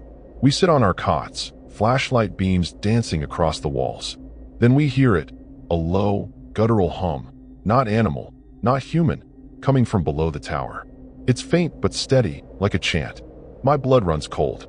Nora grabs my arm, her nails digging in. What the hell is that, she whispers. I don't know, but it's disturbing, like something out of a nightmare. I crawl to the window, keeping low, and peek out. The clearing's empty, but that hum is louder now, vibrating through the tower's frame. It's not just one voice. There's a rhythm to it, like multiple sources circling us. My mind flashes to horror movies, like The Ritual, where hikers stumble into something ancient and wrong. I shake it off. This is real life, not a film. But the fear's real, clawing at my chest. Nora's whispering about leaving again, but I hush her. Whatever's out there, we're safer up here, at least until dawn. I hope. The hum stops abruptly, and the silence is worse, like a predator pausing before it strikes. We take turns keeping watch, though neither of us sleeps. Nora's got her camera out, like documenting this will make it less terrifying. I'm clutching the wrench, feeling useless. Around 3 a.m., the tower shakes, not a thud this time, but a deliberate push, like something's testing its strength. I bite back a curse, and Nora stifles a gasp. We freeze, waiting. It happens again, harder, and the table by the door shifts an inch. My heart's in my throat, and I'm sweating despite the cold. I whisper to Nora to stay quiet, but her eyes are wide, locked on the door. Something's out there, and it's not just curious, it's hunting. I try to think of a plan, but my brain's stuck on that hum, those wires torn from the Jeep. Whatever this is, it's not random. It's planned, deliberate, and that's what makes it so scary. Nora's muttering about old stories she heard growing up in Michigan, about things in the woods that don't belong. I want to dismiss it as folklore, but the shaking tower says otherwise. I check the windows again, and this time, I see them. Eyes, reflective like a cat's, staring up from the base of the ladder. Not one pair, but several, glinting in the dark. I stumble back, heart hammering, and Nora sees my face. "What?" she hisses. I can't speak, just point. She looks, and her face goes white. "Elias, we're not alone," she whispers, voice breaking. The eyes vanish, but the ladder creaks, like something's climbing. My mind's screaming to do something, anything, but we're trapped, 50 feet up with nowhere to go. I grab the stove, thinking I could use it as a weapon, but it's a pathetic defense against whatever's out there. The creaking stops, and for a moment, I think it's gone. Then the door rattles, hard, like something's trying to claw through. Nora's sobbing quietly, and I'm fighting to keep it together. This is real, and it's worse than any horror story. The rattling stops, but the air feels heavier, like it's pressing down on us. I'm sweating, my grip on the wrench slick. Nora's clutching her knife, her camera forgotten. We're both staring at the door, waiting for the next move. The silence stretches, but it's not relief, it's a promise of something worse. My mind's racing, piecing together the signs. The bones, the figure in the photo, the sabotaged Jeep. Whatever's out there, it's not just a bear or a prankster. It's something older, something that doesn't want us here. And it's not done with us yet. The door rattles again, and I'm on my feet, wrench raised like it'll do any good. Nora's frozen, her knife trembling in her hand. The air's so thick I can barely breathe, and every creak of the tower feels like a countdown. I whisper to Nora to grab her bag. We're not staying here. Whatever's out there, we can't wait for it to bust through. I shove the table aside, heart pounding, and crack the door open. The ladder's clear, but those eyes are still down there, glinting in the dark. I don't know what they are, but they're watching, waiting. We go now. I hiss, and Nora nods, her face set despite the terror. We've got one shot to get to the Jeep, even if it's dead. Maybe we can hide, maybe we can run. I go first, flashlight tucked in my belt, wrench in hand. The ladder's cold, slick with dew, and every step feels like a gamble. Nora's right behind me, her breath ragged. The forest is dead silent. No hum, no wind, just those eyes tracking us from the shadows. My foot hits the ground, and I sweep the light around. The Jeep's maybe 20 yards away, hood still up, wires dangling. I motion for Nora to stay close, and we crouch run toward it, my pulse hammering so loud I can't think. I'm halfway there when I hear it. A low growl, not animal, not human, coming from the trees. It's close, too close, and my skin crawls with the kind of horror you can't shake. We reach the Jeep, and I dive under the hood, fumbling with the wires. My hands are shaking, and I'm cursing myself for not paying attention in auto shop. Nora's keeping watch, her knife out, eyes darting between the trees. "Hurry, Elias," she whispers, voice tight. I'm trying, but the wires are a mess, and I'm no mechanic. I twist a couple together, praying it's enough. The growl comes again, closer, and I glance up to see shapes moving in the dark, tall, thin, wrong. They're not rushing us, but they're circling, like predators toying with prey. My stomach lurches, and I feel that disturbing certainty we're running out of time. I slam the hood down and jump in the driver's seat. "Get in," I yell. Nora scrambles in, slamming her door. I turn the key, and the Jeep sputters, then roars to life. Thank God for small miracles. I hit the gas, tires spinning on the dirt, and we lurch forward. The headlights catch something. Figures, lanky and pale, darting between the trees. They're fast, too fast, and my heart's in my throat as I swerve down the narrow road. Nora's gripping the dash, muttering, "Go, go, go." I'm flooring it, but the road's rough, and the Jeep's shaking like it might fall apart. Those things are keeping pace, shadows flickering in the corners of my vision. The forest feels alive, branches clawing at the windows like they're trying to drag us back. I'm dodging roots and rocks, praying we don't blow a tire. Nora's looking back, and her gasp makes me glance in the rearview. One of those things is behind us, loping on all fours, its eyes glowing in the taillights.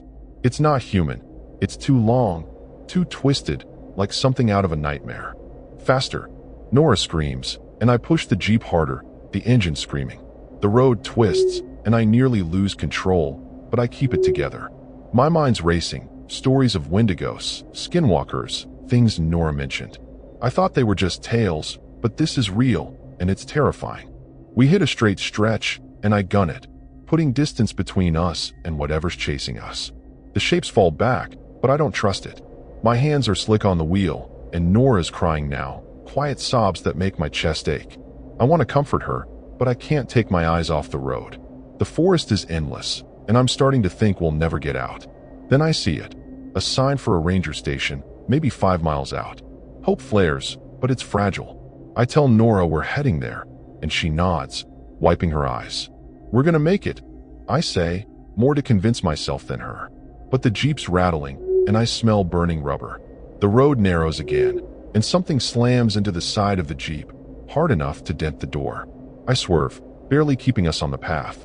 Nora screams, and I see it, a figure, right beside us, its face pressed against her window. It's not a face, not really, just eyes and teeth, too many teeth. I yell, jerking the wheel, and it falls away, but another takes its place, clawing at the roof. The metal groans, and I'm driving blind, panic taking over. I'm thinking of every horror movie where the car breaks down, and I pray that's not us. The ranger station's close, but so are they, and I don't know if we'll make it. I spot a faint light ahead, maybe the station. I push the Jeep harder, ignoring the warning lights on the dash. The things are still out there, their growls mixing with the engine's whine. Nora's holding her knife like it'll help, but we both know it's useless. I'm weaving through the trees, dodging shadows that seem to leap from nowhere. One jumps in front of us, and I swerve, clipping a tree. The Jeep shudders but keeps going, and I'm screaming at it to hold on. The light's closer now, and I can make out a building. Safety, maybe, if we can just get there. They're not giving up. Something lands on the roof, heavy, and the metal buckles. Claws scrape above us, and Nora's sobbing, yelling for me to keep going. I'm doing everything I can, but the Jeep's slowing, the engine coughing. The ranger station's right there, maybe 100 yards, but it feels like a lifetime. I see movement in the trees, more of those things closing in. My mind's a mess of fear and adrenaline, but I'm not stopping. Not now. Not when we're this close. The station's lights are bright, and I aim for them, praying we make it before the Jeep gives out or those things break through. The Jeep's engine is screaming, and I'm gripping the wheel so tight my knuckles ache. The ranger station's lights are close, maybe 50 yards now, but the thing on the roof is still clawing, its weight making the Jeep sway. Nora's shouting, her voice raw, as she stabs her knife through the roof, trying to hit whatever's up there. It screeches, a sound that makes my skin crawl, and I hear it slide off, but the others are still out there, their shapes darting in the headlights. I'm so focused on the station, I don't see the root jutting from the road. The Jeep hits it hard, lurching, and the front axle snaps with a sickening crack. We skid, tires useless, and slam into a tree. The impact throws me forward, pain exploding in my chest. Nora's groaning, blood trickling from a cut on her forehead.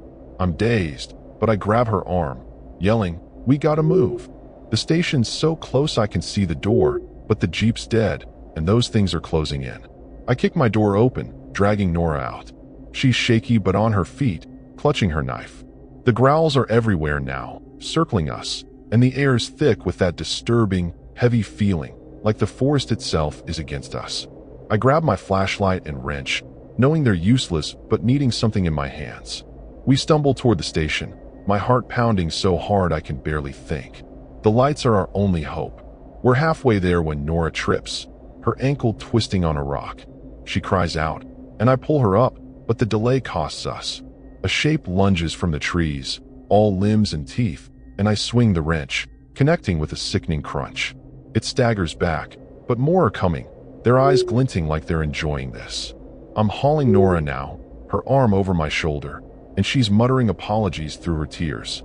Just keep moving, I say, my voice rough. The station's door is right there, but it feels like a horror movie where the escape's always just out of reach. My lungs burn, and every step is a fight against panic. We reach the door, and I slam my fist against it, praying someone's inside. It's locked, and no one answers. Nora's leaning on me, her ankle swelling, and I'm fumbling with the wrench, ready to break a window. The growls are closer, and I turn to see them. 5, maybe 6, their forms barely human, stalking us like we're prey. My mind flashes to Nora's stories, to things that shouldn't exist. I smash the window, glass shattering, and reach through to unlock the door. We stumble inside, and I slam it shut, shoving a desk against it. The station's dark, dusty, like no one's been here in months. My stomach sinks. This isn't the safe haven I hoped for. Nora's on the floor, clutching her ankle, and I'm searching for anything. A radio, a weapon. There's a rusty axe in the corner, and I grab it, feeling a flicker of hope. The things outside are scratching at the walls, their claws scraping like nails on a chalkboard. Nora's whispering about her gallery show, like talking will keep her sane. I was going to call it Wild Shadows, she says, her voice breaking. I want to tell her she'll still have that show, but the words stick. I find a radio, but it's dead, just like everything else. The scratching stops, and that's worse. Silence means they're planning something. I help Nora to a chair, wrapping her ankle with a rag I find. She's pale, shaking, and I'm trying to stay calm for both of us. We'll get out, I say, but it sounds like a lie. The windows are boarded, but I hear them moving outside, testing the walls. Then, a crash, something's through the broken window. I swing the axe, catching a glimpse of those eyes, that awful mouth. It recoils, but the others are bolder, slamming into the door. The desk shifts, and I know it won't hold long. Nora's crying, and I'm fighting the urge to give up. I'm thinking of Chicago, of my desk job, wishing I'd stayed there. I drag Nora to a back room, hoping for another exit. There's a hatch in the floor, maybe a storage cellar. I pry it open, and it's pitch black below, but it's our only shot. Can you climb? I ask. She nods, grimacing, and I help her down the ladder. The air's damp, musty, and I'm praying this isn't a trap. The things are inside now. I hear wood splintering, those horrible growls echoing. I follow Nora, pulling the hatch shut, but it's flimsy, and they're already clawing at it. My flashlight flickers, and I'm cursing myself for coming here, for thinking a camping trip could fix anything. This is my fault, and now we're trapped. The cellar's cramped, with crates and old supplies, but no way out. Nora's leaning against me, her breathing shallow. I'm holding the axe, ready to swing if they break through. The hatch rattles, and I hear that guttural hum again, like a ritual. My mind's screaming, this is it, we're done. I think of Nora's photos, her laugh, all the things we'll never do. I whisper to her to stay strong, but she's fading, shock setting in. The hatch buckles, and I raise the axe, knowing it's not enough. Those things are coming, and I made the worst mistake of my life bringing us here. The tragedy is, I thought we could outrun them.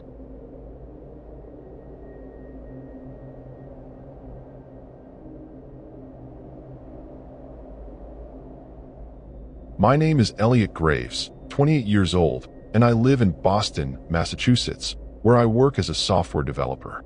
6 months ago, I survived a catastrophic apartment fire that claimed the lives of my girlfriend Zoe and our neighbors. The physical scars were nothing compared to the mental ones, survivor's guilt, PTSD, and insomnia that medication barely touched.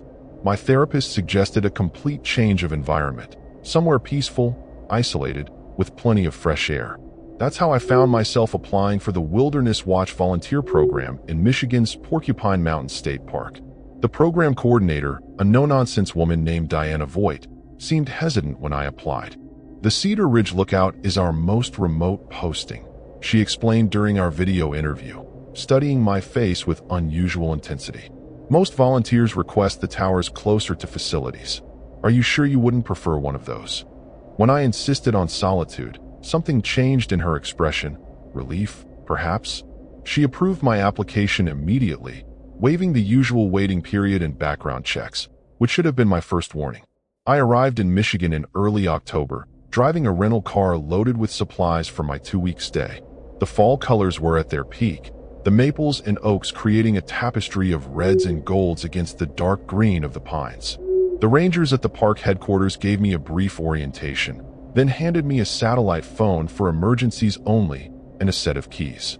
"The tower's been vacant since July," one ranger mentioned, not meeting my eyes. "Might be a bit musty. Previous volunteer left without notice. Happens sometimes when people realize how isolated it really is." The drive to Cedar Ridge took nearly 2 hours on increasingly primitive roads. As I navigated the final miles on what was little more than a fire trail, the forest pressed close on both sides, branches scraping against my car like fingernails. The tower appeared suddenly in a small clearing, a weathered wooden structure standing 60 feet tall on a skeletal framework of support beams. Unlike the sleek steel towers I'd seen in photographs, this one looked ancient, with a distinctly handcrafted quality that seemed out of place for a government facility. The climb up was nerve-wracking, the wooden stairs creaking ominously under my weight. At the top, a trapdoor led into the observation room, a single space about 15 feet square, with windows on all sides providing a 360-degree view of endless forest. The furnishings were sparse but adequate: a narrow bed, a desk with a weather station and logbook, a small propane stove, and shelves stocked with basic supplies. Solar panels provided minimal electricity for lights and charging devices, and a hand pump by the small sink drew rainwater from the collection system. What caught my attention, however, was what the previous occupant had left behind. The desk was covered with papers, weather logs that had devolved from neat columns of data into frantic scribbles, margin notes in a tight, cramped hand that grew increasingly erratic with each page. Most disturbing were the drawings, dozens of them, depicting the same symbol over and over, a circle with a vertical line bisecting it, surrounded by what looked like stylized flames or perhaps feathers. Some were carefully rendered, others scratched so deeply into the paper that they tore through. I told myself it was nothing, just the isolation getting to someone not prepared for it. I cleared away the papers, tucked them into a drawer, and set about making the space my own. As the sun began to set, I stepped onto the narrow walkway that encircled the observation room to take in my surroundings. The view was breathtaking, miles of wilderness extending to the horizon in every direction, the setting sun painting the autumn foliage in surreal hues. For the first time since the fire, I felt something like peace. That feeling lasted precisely until nightfall. As darkness claimed the forest, the atmosphere in the tower shifted. The absolute silence was unnerving. No distant traffic, no hum of electronics, no human sounds whatsoever. Just the occasional creak of the structure as it settled, and the soft whisper of wind around the corners. I lit the kerosene lantern, its warm glow comforting against the pressing dark outside. The windows that had offered spectacular views during daylight now reflected my own image back at me, making it impossible to see what might be moving in the forest below. As I prepared for bed, a strange sound caught my attention, a low, rhythmic thumping, like something soft repeatedly striking wood. I checked the trapdoor, the windows, the walls, nothing obvious causing the noise.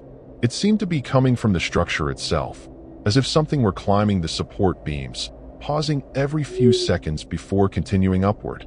Heart racing, I grabbed the heavy flashlight and climbed out onto the walkway, leaning over the railing to shine the beam down the tower's side. The light illuminated nothing but the weathered wooden framework, empty air, and eventually the ground far below. The sound had stopped the moment I opened the door. Feeling foolish, I returned inside, chalking it up to the tower's settling or my own frayed nerves. I crawled into the narrow bed, wrapping myself in the sleeping bag I'd brought from home, its familiar smell providing some comfort in this alien environment. Just before drifting to sleep, I noticed something I'd missed earlier. Carved into the wall beside the bed, almost hidden by a storage shelf, was that same symbol from the papers. Circle, bisecting line, radiating marks around the edge. Beneath it, a single word, awake. I woke to absolute stillness. No birds, no wind, no rustling leaves. Dawn painted the sky in watercolor pastels, the forest emerging from darkness in gradual stages. Despite my lingering unease, I found myself mesmerized by the view. A thin ground fog snaked between the trees, catching the early light and transforming the landscape into something from a fairy tale. I brewed coffee on the propane stove and consulted the volunteer manual, reviewing my responsibilities: monitor for smoke, log weather conditions 4 times daily, report any unusual activities, and maintain the tower. According to the manual, Cedar Ridge had been built in 1933 by the Civilian Conservation Corps, then extensively renovated in 1978. Yet something about it felt older. The worn, almost polished quality of the wood railings, the unusual joinery in the support beams that didn't match standard construction techniques. I wondered if parts of the original tower had been incorporated into later renovations, preserved for historical value. The first weather reading was due at 8 a.m. I dutifully recorded temperature, humidity, wind speed, and barometric pressure in a fresh logbook, pointedly ignoring the drawer where I'd stored the previous observer's frantic notes. After reporting my readings via the satellite phone to a taciturn park employee who seemed unsurprised when I mentioned the papers left behind, "Just leave them there.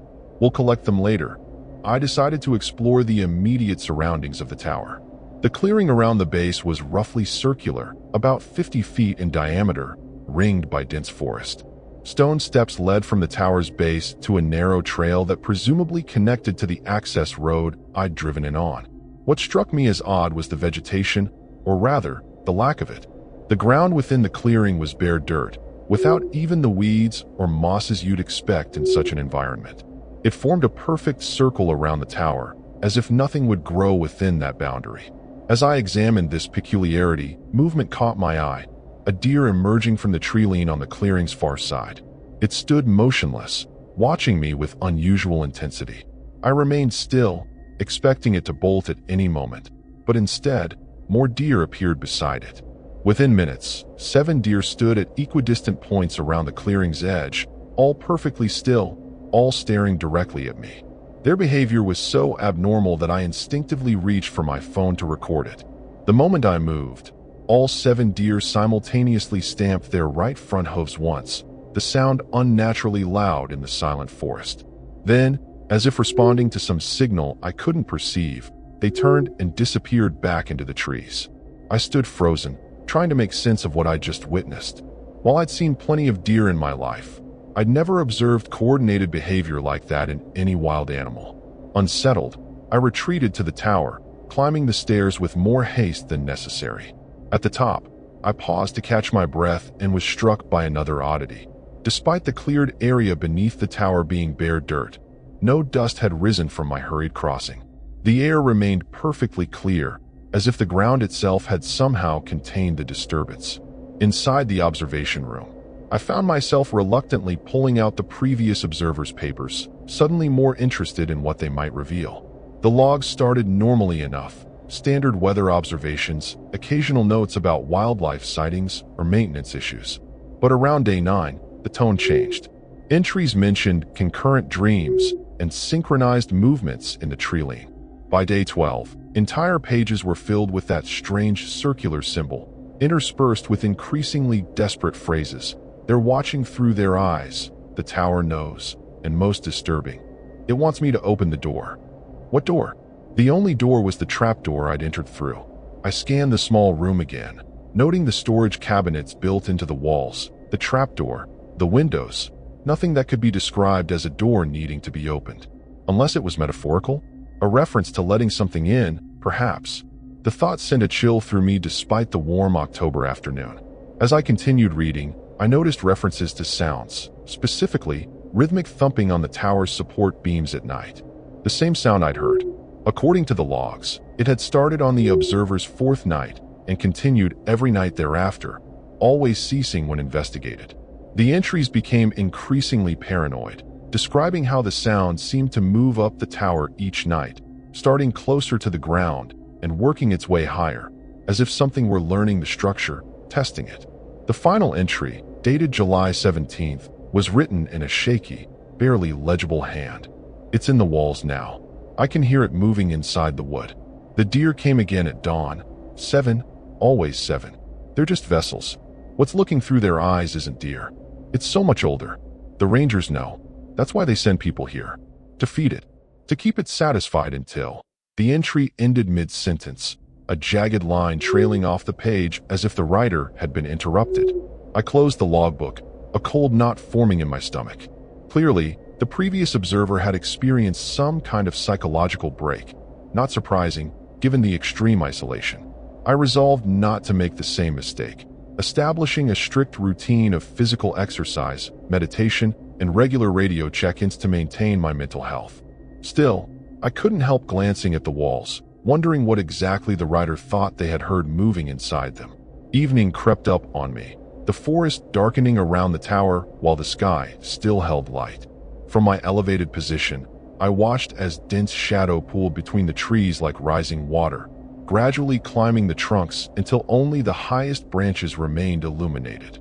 As I prepared dinner, rehydrated camping food that tasted better than it had any right to, I found myself tensing at every creak of the tower, every whisper of wind around the corners. Night fell completely, and with it came an unexpected fog, dense white mist rising from the forest floor until the tower seemed to float on a cloud sea, isolated from the world below. The moon cast an eerie glow through the fog, creating diffuse light that made shadows seem to move independently of their sources. I busied myself with small tasks, organizing supplies, checking equipment, anything to distract from the growing sense that I was being observed. It was nearly midnight when the thumping began again, that same soft, methodical sound I'd heard the previous night. This time, I tracked its progress more carefully. It definitely started at ground level, then moved upward, maintaining the same rhythm. Thump, pause, thump, pause. Never escalating in force or frequency, never showing impatience or aggression. Just that steady, inexorable progress up the tower's support structure. I timed the intervals between sounds, exactly 17 seconds each time, too precise to be random. Against my better judgment, I opened the trapdoor when the sound reached the level just below the observation room. The thumping stopped immediately. I swung my flashlight in a slow arc, examining every beam, every joint of the landing below. Nothing moved, nothing appeared out of place. But as I prepared to close the trapdoor, my light caught something in the wood of the nearest support beam, a fresh mark carved into its surface. That same symbol, circle, line, radiating marks. It hadn't been there when I arrived. I was certain of it. I slammed the trapdoor shut, securing its heavy latch with hands that refused to stop shaking. The night stretched endlessly ahead, moonlight filtering through the fog to cast wavering patterns across the observation room's floor. At some point, I must have drifted into uneasy sleep, because I found myself jolting awake at dawn, still seated in the chair where I'd been keeping vigil. The fog had vanished, leaving behind a morning so crystal clear it hurt to look at. 7 deer stood in the clearing below, arranged in the same perfect circle as before. As I watched, they once again stamped their right front hooves in perfect unison, the sound carrying clearly to my position above. Then, in a movement so synchronized it appeared choreographed, all 7 turned their heads to look at something in the forest beyond my field of vision. After a moment, they returned their gaze to the tower, then melted back into the tree-line as silently as they had appeared. The third day brought rain, sheets of it cascading from leaden skies, transforming the view from the tower into a watercolor blur. I welcomed the change, hoping the weather might wash away the growing sense of wrongness that permeated this place. I called in my morning weather report, casually mentioning the deer's strange behavior. The park employee on the other end was silent for a beat too long before responding. Wildlife observation isn't required for your position, Mr. Graves. Please restrict your reports to the parameters outlined in your manual. The curt response stung, but also raised my suspicions. Why would the Park Service be uninterested in unusual wildlife activity? Wasn't observation of the natural environment part of their mission? I decided to keep more detailed personal notes, separate from the official log. If nothing else, the project would help occupy my mind during the long hours of isolation. Around noon, a sound above the rainfall caught my attention. Voices, distant but distinct, coming from the direction of the access road. Grabbing my rain jacket and binoculars, I stepped onto the walkway, scanning the approach trail. Through the downpour, I spotted 3 figures in Park Service uniforms making their way toward the tower. Visitors were unexpected and, after the unsettling events of the past 2 days, strangely unwelcome. Still, I called down a greeting when they reached the clearing. The trio looked up, 2 men and a woman, all wearing the same grim expression. The older man, his beard streaked with gray, cupped his hands around his mouth to be heard over the rain. "Elliot Graves? Diana Voigt sent us to check on you. There's a severe weather system moving in. We need to discuss evacuation protocols." Something in his tone set off alarm bells in my mind. The words seemed reasonable, but the delivery felt rehearsed, hollow. I hesitated before responding. "I haven't received any weather alerts on the satellite phone." The 3 exchanged glances before the woman called up. "Communications might be affected already. Please come down so we can brief you properly."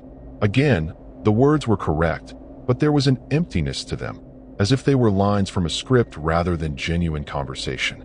Against my better judgment, I descended the stairs, rain soaking through my jacket within moments. As I reached the ground, I noticed all 3 wore their uniforms incorrectly, buttons misaligned, patches sewn on backward. The woman extended her hand, but stopped short of actually touching me. "I'm Ranger Mercer. These are Rangers Wolf and Clement. Thank you for your cooperation." Up close, their appearance was even more disturbing. Their skin had an unhealthy pallor, almost translucent in the gray light, and their movements were stiff, overly precise. Most unsettling were their eyes, flat and dull, like taxidermy specimens rather than living tissue. Ranger Wolf, the older man, opened a folder that should have been soaked through in the downpour, but somehow remained dry, withdrawing papers that similarly repelled the rain. "We need you to sign these forms acknowledging the evacuation order," he said, holding out a pen. "Then you can gather your essential belongings. We'll secure the tower." I made no move to take the pen. "I'd like to see official identification first, please." A reasonable request under any circumstances, but especially given their strange appearance and behavior. The 3 stared at me with identical blank expressions. Then, as if receiving the same unspoken command, all 3 smiled simultaneously, the movement of their lips mechanical, not reaching their dead eyes. "Of course," said Ranger Clement, the youngest of the 3, reaching for his pocket with unnatural slowness. Instead of an ID badge, he withdrew a small wooden object, a carving of that now familiar symbol, the circle bisected by a line with radiating marks around its edge. "This is all the identification you require," he said, voice dropping to a register that vibrated in my chest. "Look closely. You recognize it, don't you? From your dreams. From the fire."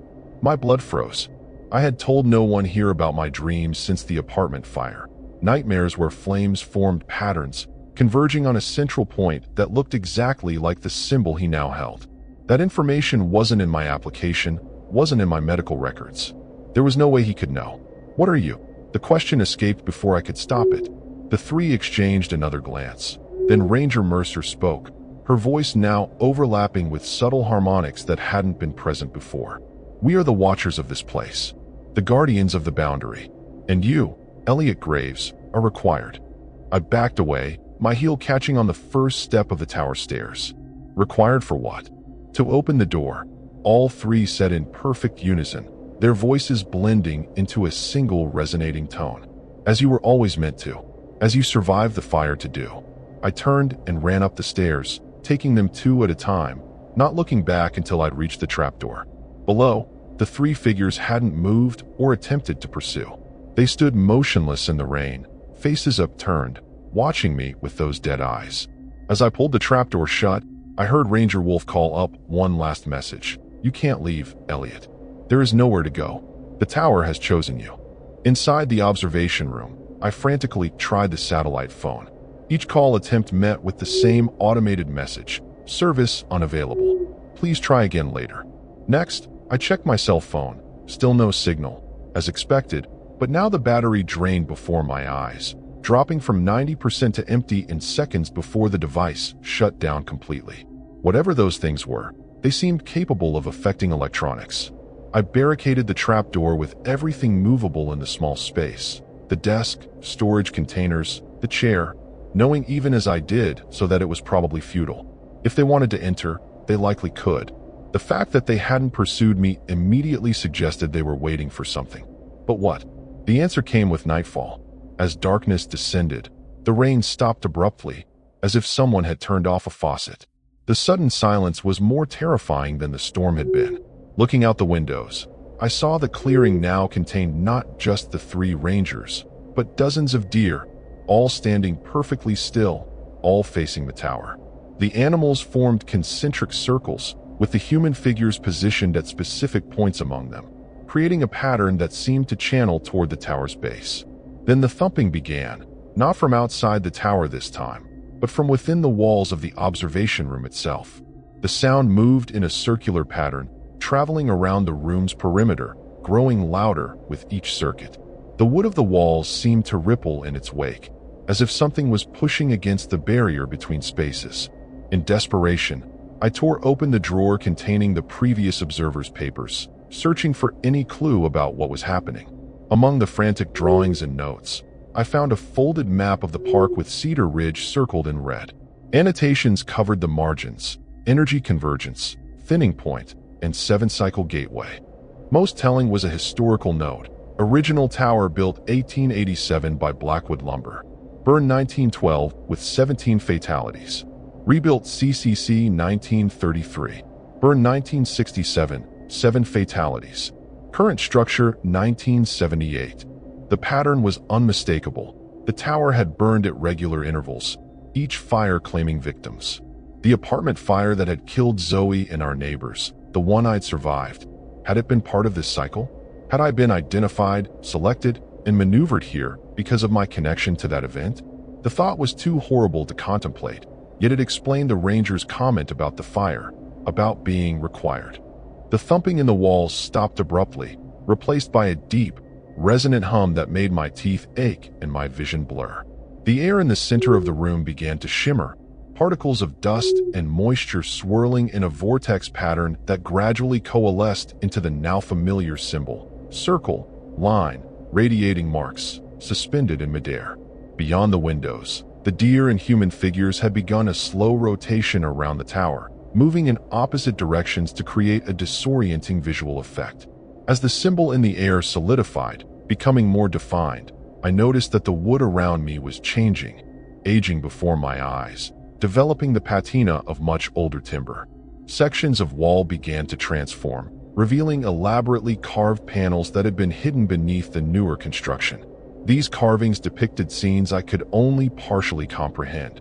Human figures prostrate before towering entities, ceremonial structures that resembled the tower but incorporated organic elements, and doorways opening onto landscapes that couldn't exist in our reality. The center of the floating symbol began to darken, as if a hole were being punched through the fabric of the air itself. Through this growing aperture, I caught glimpses of something beyond, a space where light behaved differently, where structures floated untethered by gravity, where movement followed patterns that hurt my mind to track. And reaching toward this opening, extending from that impossible space into our reality, was something that resembled a hand only in the most abstract sense. A limb with too many joints, fingers that bifurcated and then bifurcated again, its surface neither flesh nor wood, but something that shifted between states. The previous observer's final words suddenly made terrible sense. They send people here to feed it, not as sustenance, I realized with mounting horror, but as vessels, temporary containers for whatever was attempting to cross over. The Cedar Ridge Lookout wasn't just a fire tower, it was a beacon, a marker for something that existed parallel to our world, something that periodically required human conduits to maintain its connection to our reality. The opening in the center of the room expanded, the edges of our reality peeling back like skin from a wound. The air pressure dropped dramatically, creating a wind that circled the room, drawing everything toward that hungry void. Papers, small objects, even droplets of moisture were pulled into the aperture, vanishing without sound. I braced myself against the wall, fighting the increasing suction, knowing that to lose my footing would mean being drawn into whatever lay beyond. Through the windows, I could see the rotation of deer and human figures accelerating, their forms beginning to blur with speed. The rangers no longer maintained their human appearance, their bodies elongating, limbs twisting into configurations that defied anatomy, faces stretching into masks of something ancient and patient. They were shedding their disguises, revealing what had been beneath all along. The floating symbol pulsed with increasing intensity, each throb sending waves of disorientation through my body. With each pulse, more of the tower's true nature revealed itself. The observation room was expanding impossibly, the walls moving outward while remaining in the same place, a spatial contradiction my mind struggled to process. Beneath the floorboards, I could now see the skeletal framework of multiple towers overlaid on each other, not sequential rebuildings, but simultaneous existences somehow occupying the same space. In that moment of clarity, I understood what the symbol represented. Not a door, as the previous observer had written, but a key, a mechanism for aligning different realities, for creating a passage between spaces that were never meant to connect.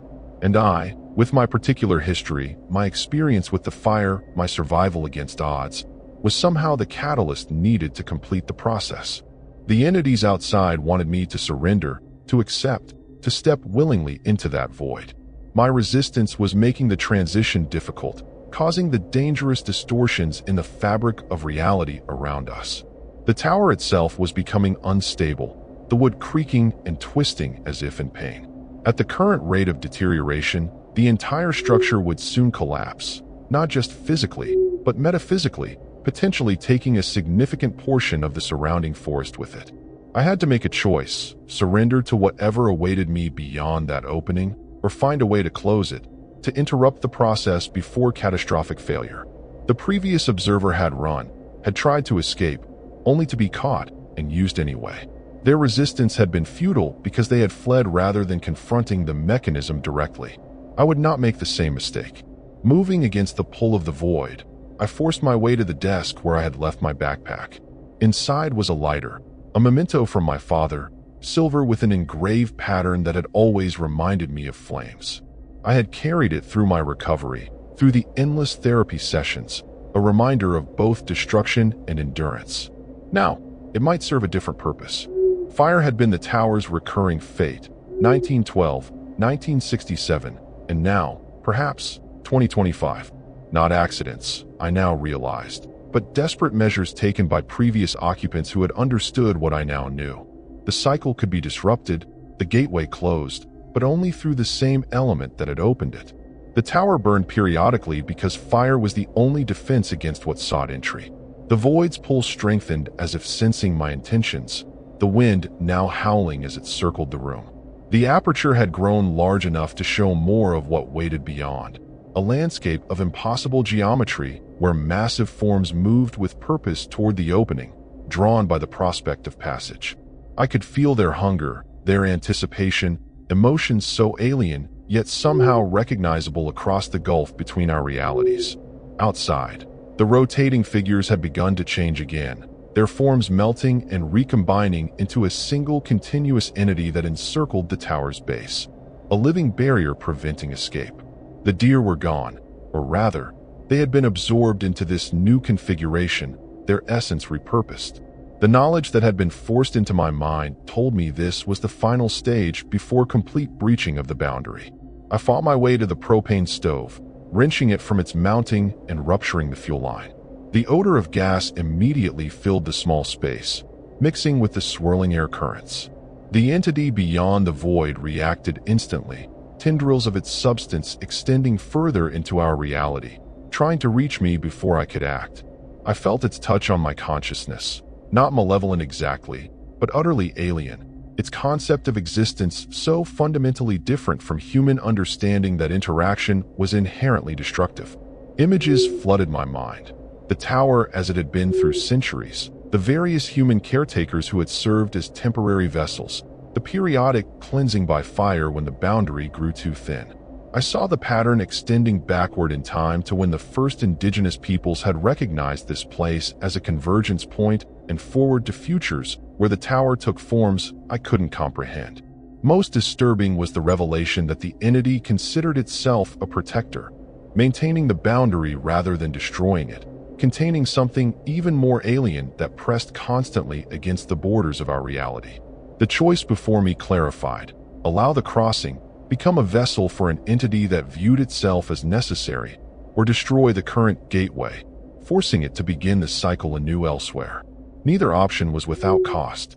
If the entity was truthful, preventing its passage might create a greater vulnerability in the boundary. If it was deceiving me, allowing it through could unleash something devastating. Gas filled the room, making my head swim. The pull of the void had weakened as the entity focused its energy on reaching me directly.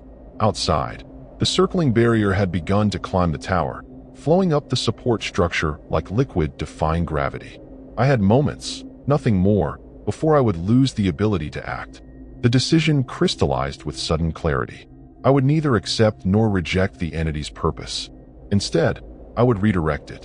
The fire tower had been built on this specific convergence point because humans had recognized its significance, had attempted to monitor and manage what they couldn't fully understand. If I destroyed this tower, the entity would simply find another access point, perhaps one without the warning systems and procedures the Park Service had established, knowingly or not. Instead of igniting the gas immediately, I moved to the center of the room, directly before the pulsing aperture. The entity's presence filled my consciousness now, its confusion evident as I neither fled nor surrendered. "I understand what you are," I whispered, though speaking was unnecessary with something that could access my thoughts directly. "I understand what this place is, but I won't be your vessel or your sacrifice." I held up my father's lighter, its silver surface reflecting the otherworldly light from the void. "This ends the cycle, but not through destruction, through redirection." With those words, I focused every ounce of my will on a single thought, a mental image of the tower not as it currently existed, but as it could be, a structure that channeled energy rather than containing it, that directed the boundary convergence upward into the atmosphere rather than across realities. The entity recoiled momentarily, then pressed forward with greater intensity, recognizing my intention. The aperture fluctuated, expanding and contracting rapidly as the boundary between realities destabilized further. The wood of the tower responded to my visualization, creaking and shifting, the hidden carvings glowing with internal light as ancient protocols activated in response to a new command pattern. With the last of my strength, I flicked the lighter. The flame that ignited wasn't the explosion I'd expected, but something more controlled, more directed. Fire spiraled around the room in patterns that mirrored the symbol floating at its center, but inverted, reversed. Where the original symbol had created an opening, this counter pattern began to seal it, redirecting the energy upward through the tower structure. The entity fought the redirection, its presence in my mind becoming frantic, desperate.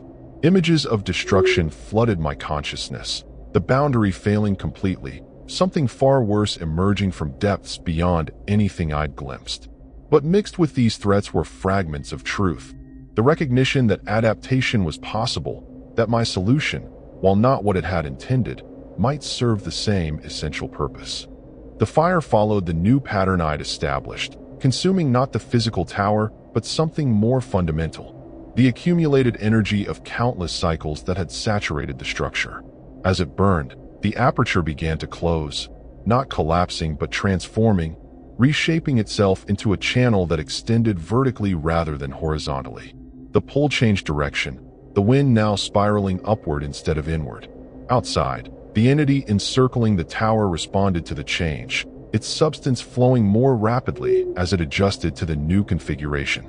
Rather than fighting the transformation, it began to incorporate itself into the process, becoming part of the redirected channel. I felt its reluctant acceptance in my mind. This wasn't what it had planned, but it would suffice. The boundary would be maintained, though differently than before.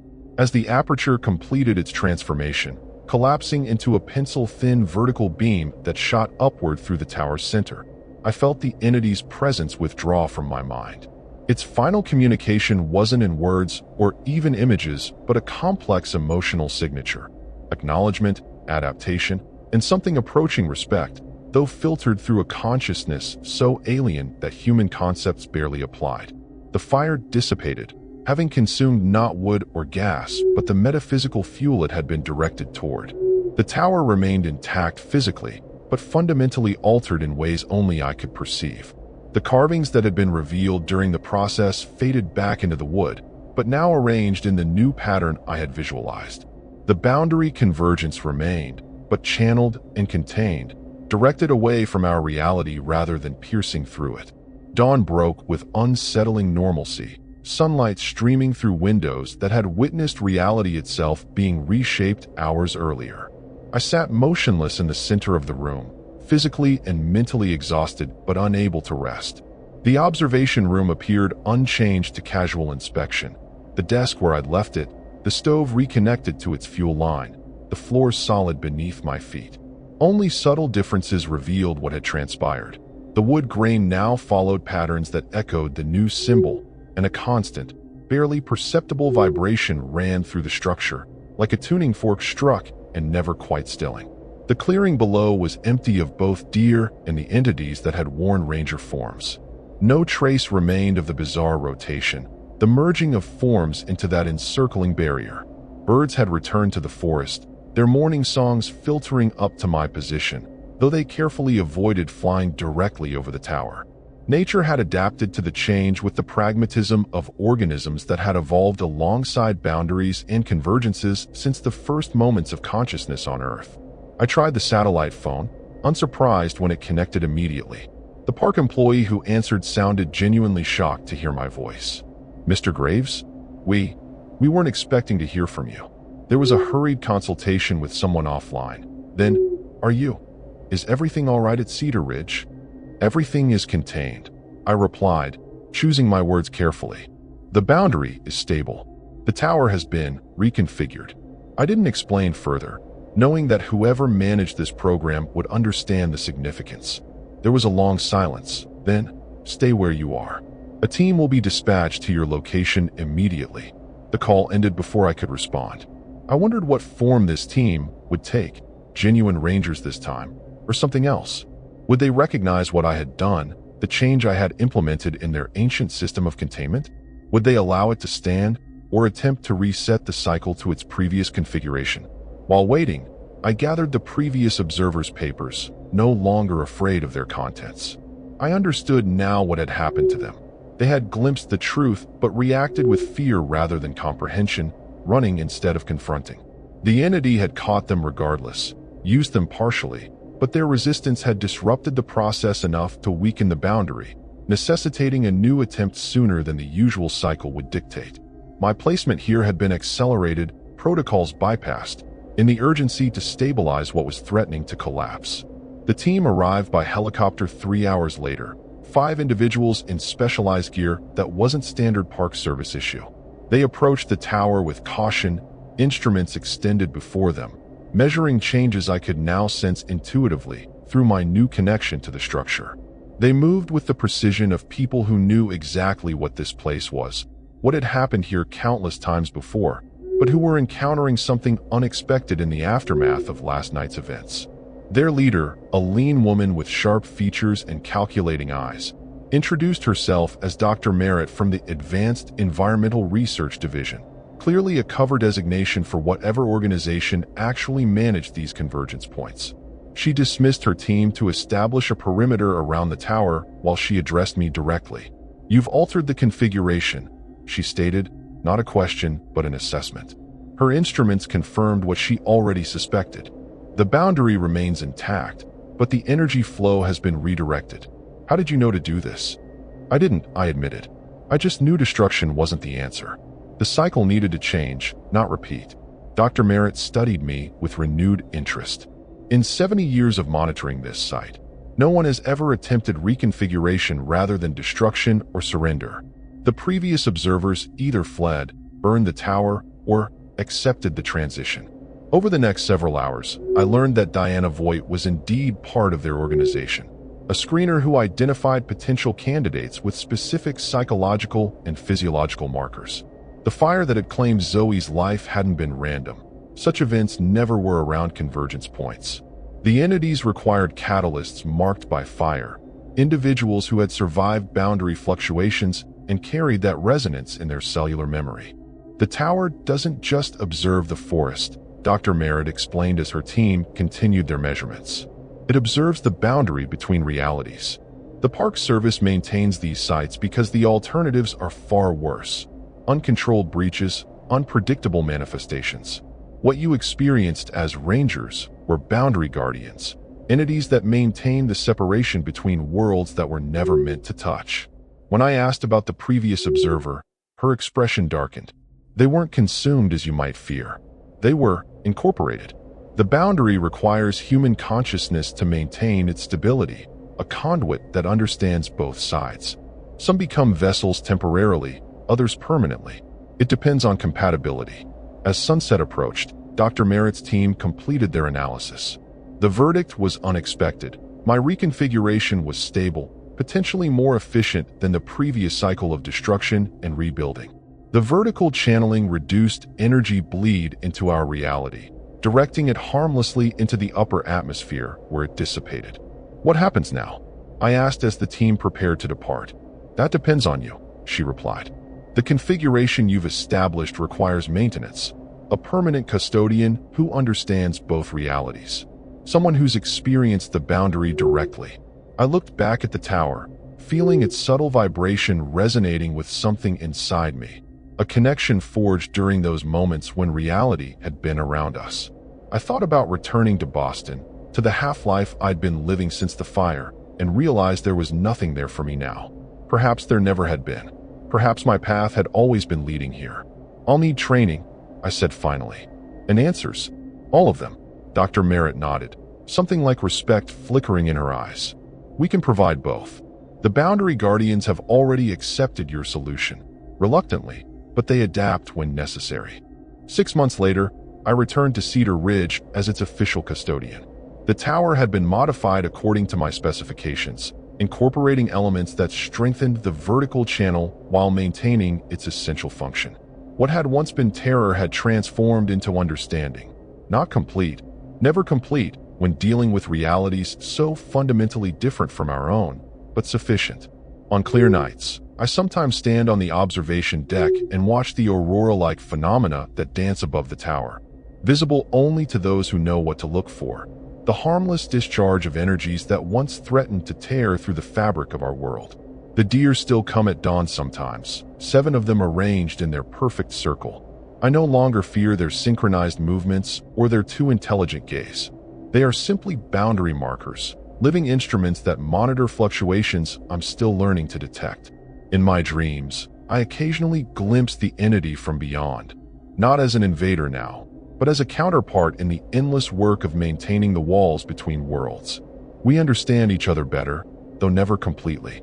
There will always be aspects of its existence that defy human comprehension, just as there are elements of humanity it cannot grasp despite centuries of observation. I sometimes think about Zoe, about the fire that now seems less like tragedy and more like terrible necessity, a catalyst that set me on this path. I've come to accept that our lives intersect with forces beyond our knowledge, our seemingly random experiences part of patterns too vast for any individual to perceive. Diana Voigt visits occasionally, no longer maintaining her administrative facade. She monitors my progress, ensures the boundary remains stable, and brings supplies too specialized to be sourced locally. During her last visit, she revealed a network of similar sites across the country, each convergence point managed by someone like me, someone who had glimpsed what lies beyond and chosen to become its guardian rather than its victim. The boundary holds. The tower stands. The cycle continues, but changed, redirected rather than repeated. And I remain, both guardian and conduit, watching over a threshold between worlds that must remain separate, yet forever connected.